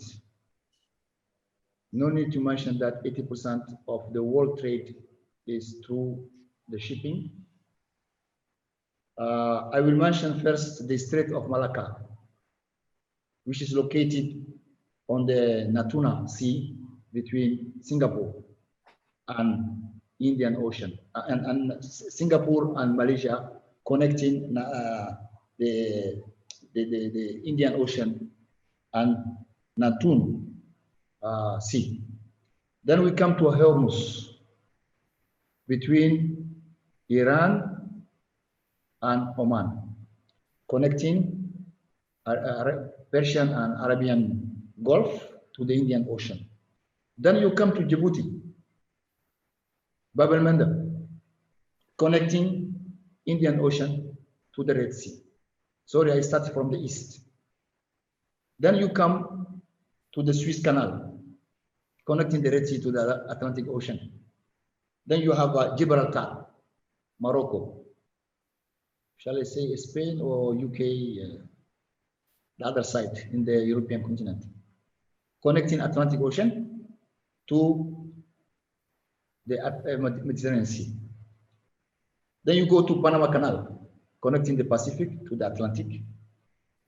So Djibouti is located one of these main straight transit points connecting seas, and Djibouti is located on the third most busiest route in the world, shipping route, which we have 30,000 ships transiting on the Strait of Bab el-Mandeb between Djibouti and Yemen. So we are benefiting for this position, not only building ports, but also benefiting from what now we call the sea blue. Djibouti was mainly built at the beginning of last century for supply, fuel supply, bunkering. And that time the bunker was coal. From coal we moved to fuel, heavy fuel, petroleum products. So we are revived that business, we should have lost on 1967 when the war between Egypt and Israel, where the Suez Canal was closed for almost 8 years. So we revived that business in 2017. We are bunkering now almost 5 ships per day, with a total revenue of 85 million per year. We are also launched the building of ship repair yard. So from bunkering points, supply points, we moved to ship repair yard, and also we built for the last, let's say 10 years, 5 new ports. In total today we have 6 ports. Since I returned from Nigeria, Tinkan Island, I served as a MD of Tinkan Island Port. I hope Professor Adesojoli hear me. Between 2008 and 2011, I was working on the Tinkan Island Port. So since I came back to the other side of the continent, we launched this massive project to build ports. What is worth to mention also is the geography of the continent. In the west coast of the continent, between Morocco to Namibia, we have 21 coastal countries. In the east coast, from Egypt to South Africa, we have only 9 coastal countries. In the continent, we have 17 landlocked countries, and the majority of these landlocked countries are in the east coast. Over 600 million population. So sometimes people, they don't understand why we are building ports. It's just because East Africa coastal countries have a long sea coast. From Egypt, Sudan, Eritrea, Djibouti, Somalia has the longest sea coast in the continent, 3,200 kilometers, locked down because of the civil war. We started the first shipping line to serve those ports. Then you go to Kenya, then Tanzania, Mozambique, huge, very long sea coast. So we are building ports to connect the landlocked countries in our region, 10 landlocked countries out of 17, even the DRC Congo. I consider myself, DRC Congo is landlocked countries because they have only 40 kilometers of sea coast on the Atlantic Ocean. That's why Djibouti people, they don't understand sometimes why you are building so many ports for a small country. Relatively small, because Djibouti has the same size as Rwanda and Burundi, which have 26,000 square kilometers. So I will stop here for the first question, and thank you. Mr. Abubakar, maybe a last question before we leave you. We wanted just to know, what do you think about the deliberation of the AEZO of this annual meeting? It was very interesting and very good and very helpful. And mainly AEZO, in AEZO we are going to share experience, and we can pool also our resources to not duplicate. Our main target should be human capital. Training. We have to train our people. I always say business is like a soccer, football. Le ballon est toujours rond, mais c'est l'équipe qui fait la différence. Et justement, nous, on est sûr qu'on a une équipe qui gagne, et on aimerait que justement faire appel à un troisième ou plutôt un quatrième partenaire qui fait partie de cette équipe gagnante et qui appartient à l'Afrique du Sud. We invite Mr. Sifo Zikodi, who is Deputy Director General at Spatial Industrial Development and Economic Transformation. Monsieur Zikodi? Oui. Can you hear us? Yes, good afternoon, ma'am. How are you?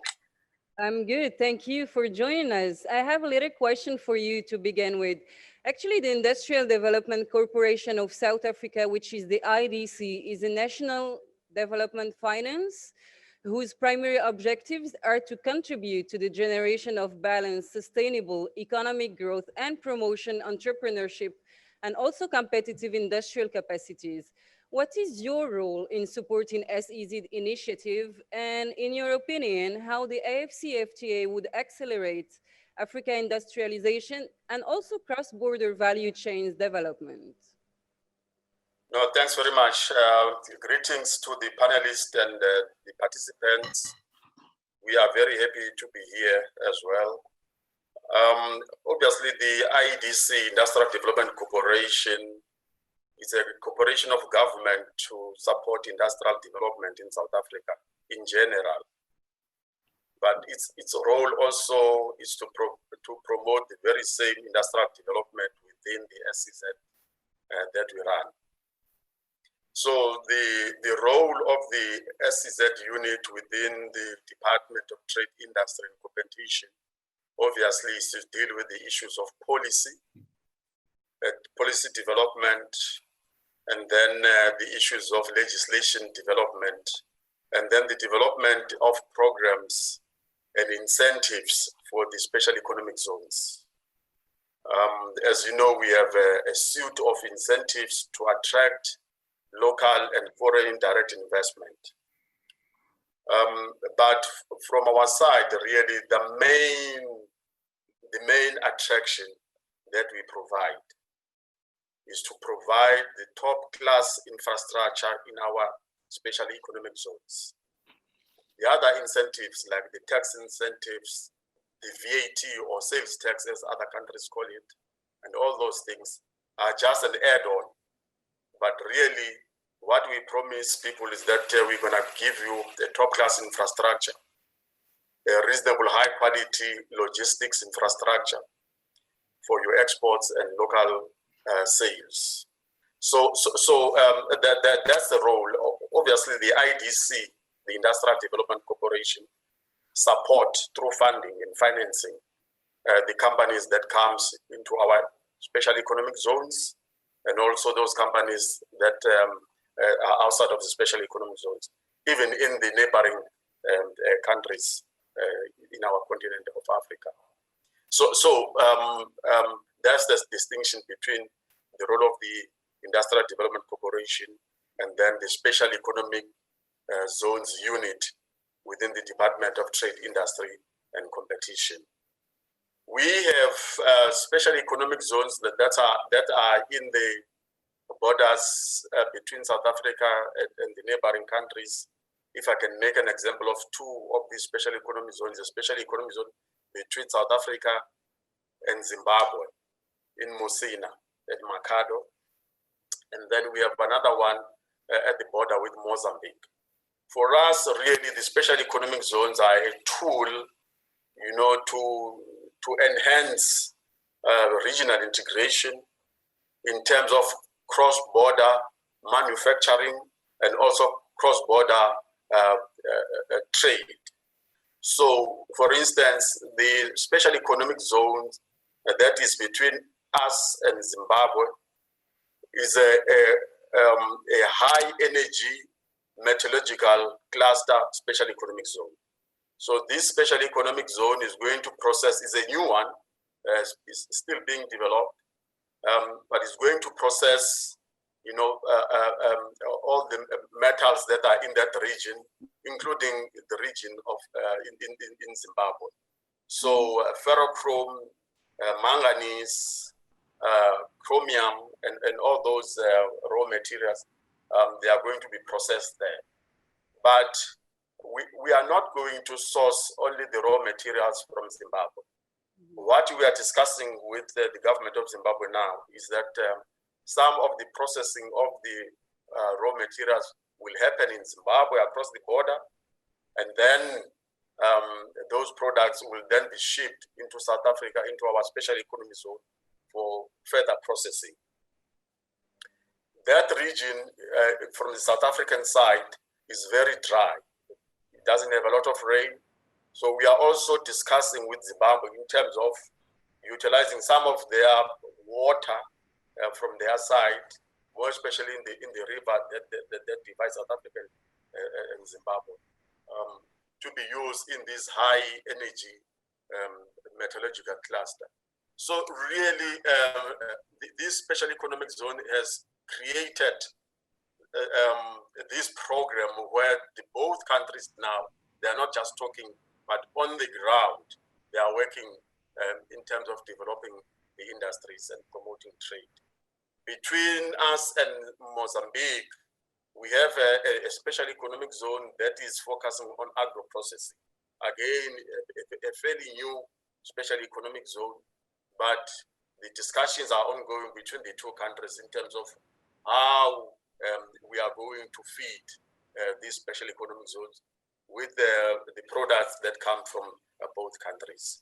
So we think really the Africa Continental Free Trade Agreement is going to open up even more these kinds of discussions and these kinds of collaboration in terms of having projects on the ground, not just a lot of talking, but projects on the ground being supported by both countries that are participating in that particular special economic zone in the border. Thank you very much, ma'am. I think I'll stop here for a moment. Thank you, Mr. Zikodi. Maybe one sentence or two before we wrap up. Would you tell us, please, what is your opinion and what is your input about the AEZO initiative and deliberations? Okay, yes. It's the first time I attend, I have to be honest. But I'm very, excited with the organization. It's a top-class organization that you guys have provided, and I think it will help the African countries, in terms of sharing experiences, in terms of enhancing and fostering, the collaboration between and amongst the African countries, more especially those countries that have this program of special economic zone and other industrial facilities like the industrial parks and the other zones. So I think well done to you and your colleagues, and we are looking forward for further participation in the future. Thank you so much. Thank you to Mr. Jafar Maghardi, Mr. Abu Bakr Omar Hadi, Mr. Adozoji Adesugba, and Mr. Sifo Zigodi for very valuable inputs and for their opinions. Before we wrap up and take a little break, I would like to invite Mr. Abdullah Maiga and Sir Ahmed Benis for a final keynote. And we're going to proceed later this afternoon with more meetings with more experts.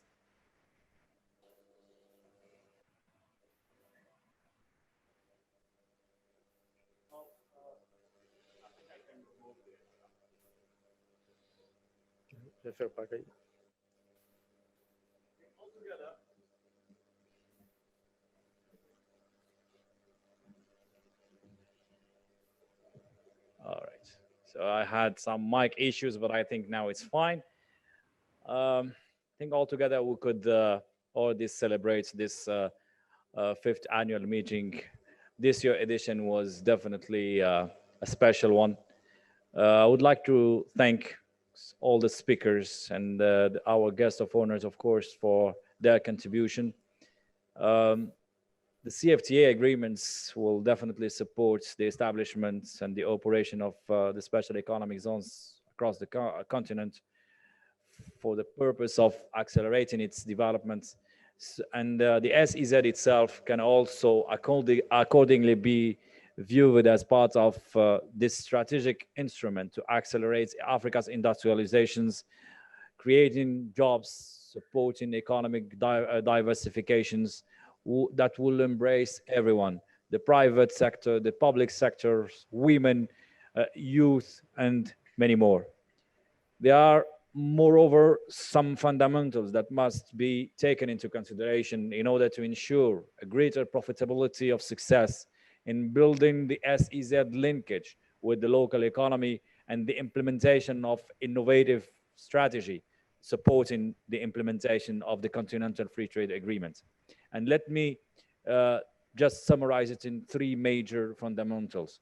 First of all, the SEZ should bring transformational change to the country by attracting quality FDI that can help in creating the economy-wide jobs, better skills, industrial upgrading, and of course, a productive local private sector. Secondly, it's on the investor side. We have noticed an important development in global FDI trends, which is the rise of efficiency-seeking investors. These sort of investors are increasingly looking for a wide range of productivity incentives in terms of skilled workforce, efficient logistic, and supportive infrastructure rather than only fiscal benefit. Third fundamental is the regional trade and integration will definitely foster the SEZ business value propositions, and investors and industrialists would certainly be encouraged by a greater regional integration, which would offer a larger nearby market and a greater sourcing opportunity. And this would also support, of course, the private sector's involvement and development and job creation within local economies. So we are entitled to implement better investment conditions for our special economic zones, develop new processes for the supply chain, supporting the vision of creating one African market under the CFTA that stands for making a significant contribution to accelerate the SEZ development, reducing the logistic costs, and of course, facilitating the cross-border trade. Within this critical time, all of us that work on the continent, live in the continent, and care about the continent, we have the responsibility to look forward and seize the opportunity of the African Continental Free Trade Agreement in a practical manner and across the ranges of issues that economic zones managers are facing every single day. So, Abdoulaye, I'm very happy to have you here on board today to also share with us this closing statement. So what is your, I would say, your appreciations with regards to the outcome of this fifth annual meeting? Ok, merci beaucoup, Monsieur le Secrétaire Général. Je vais m'exprimer en français. Je suis très heureux d'être ici à Tanger pour la première fois pour moi à l'invitation de AEZO. L'édition de cette année par son thème est une importance capitale pour beaucoup de nos pays. En réalité, la SLEC qui s'annonce en janvier prochain est une formidable opportunité de marché, comme vous voulez de le montrer. Mais également, il faudrait que pour son succès, que certains de nos pays s'y retrouvent. Certains d'entre nous aspirent à beaucoup pour beaucoup d'entre eux, notamment je parle de la sous-région ouest africaine, à un minimum industriel. C'est-à-dire donner un peu d'emploi aux gens, transformer, donner un peu plus de valeur aux produits qui sont de chez eux. C'est vivre, c'est contribuer dans ce monde. Donc, c'est assez important, humainement. Et voilà. Et n'oublions pas que beaucoup d'entre nous n'ont ni infrastructure, encore moins de législation pour cela. Donc, on est vraiment dans l'endroit approprié. les zones économiques spéciales portées par AEZO et ses partenaires institutionnels et les décideurs de ce pays-là, du continent plutôt, pour essayer de capitaliser tout ça et de mettre tous les pays dans un niveau acceptable pour que la ZLECAf également puisse contribuer à tous. Merci. Merci, mon frère Abdullah. Je pense qu'aujourd'hui, au sein de notre association, au sein de notre organisation, nous avons démontré aussi que travailler ensemble, main dans la main avec les zones économiques africaines, porte ses fruits. Donc, nous participons activement aujourd'hui au renforcement des capacités, au transfert d'expertise. Nous sommes connectés aujourd'hui à un réseau d'experts internationaux qui contribuent d'une façon très active et régulière au développement de nos activités. Et tout ça s'inscrit dans une dynamique et dans une continuité que nous avons inscrit dans le cadre d'un plan d'action. Et ce plan d'action, il a une vision sur le court terme, et sur le moyen terme et sur le long terme. Donc cet effort continu va être réitéré, continuera encore pour l'année prochaine. Et je pense qu'aujourd'hui, on peut tous se féliciter par les réalisations qui ont eu lieu cette année. Ce n'est pas encore fini. Nous avons encore 2 dernières sessions cet après-midi qui sont dédiées aux policymakers et aux décideurs des zones économiques africaines.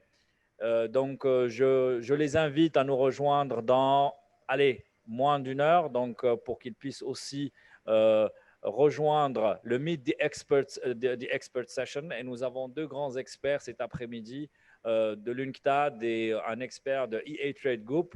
Et nous allons nous focaliser sur 2 grands sujets qui représentent un grand intérêt pour les dirigeants des zones économiques en Afrique. Donc, on parlera de l'utilisation des nouvelles technologies, on parlera de la facilitation du commerce, l'utilisation de la digitalisation comme outil pour la promotion et le développement des zones économiques. Et donc, je tiens encore une fois à remercier bien évidemment nos invités d'honneur, les experts, nos partenaires qui ont soutenu très activement nos réalisations pendant toute cette année, et puis qui ont aussi répondu présent aujourd'hui lors de cette rencontre. Je ne manquerai pas aussi de féliciter l'équipe qui a travaillé activement pour la réussite de cet événement. En tout cas, pour nous, c'est une grande réussite parce que nous avons aujourd'hui plus de 500 personnes qui ont suivi très activement et je dirais même religieusement les débats de cette conférence annuelle. Plus de 68 pays représentés lors de cette convention. Je pense qu'on peut dire que c'est un succès pour nous tous. Je vais vous dire rendez-vous bientôt parce qu'on aura encore d'autres événements qui vont être annoncés en début d'année 2021. N'hésitez pas à nous suivre sur les réseaux sociaux, là où on est très actifs. Et puis, un grand merci à vous tous et à très bientôt.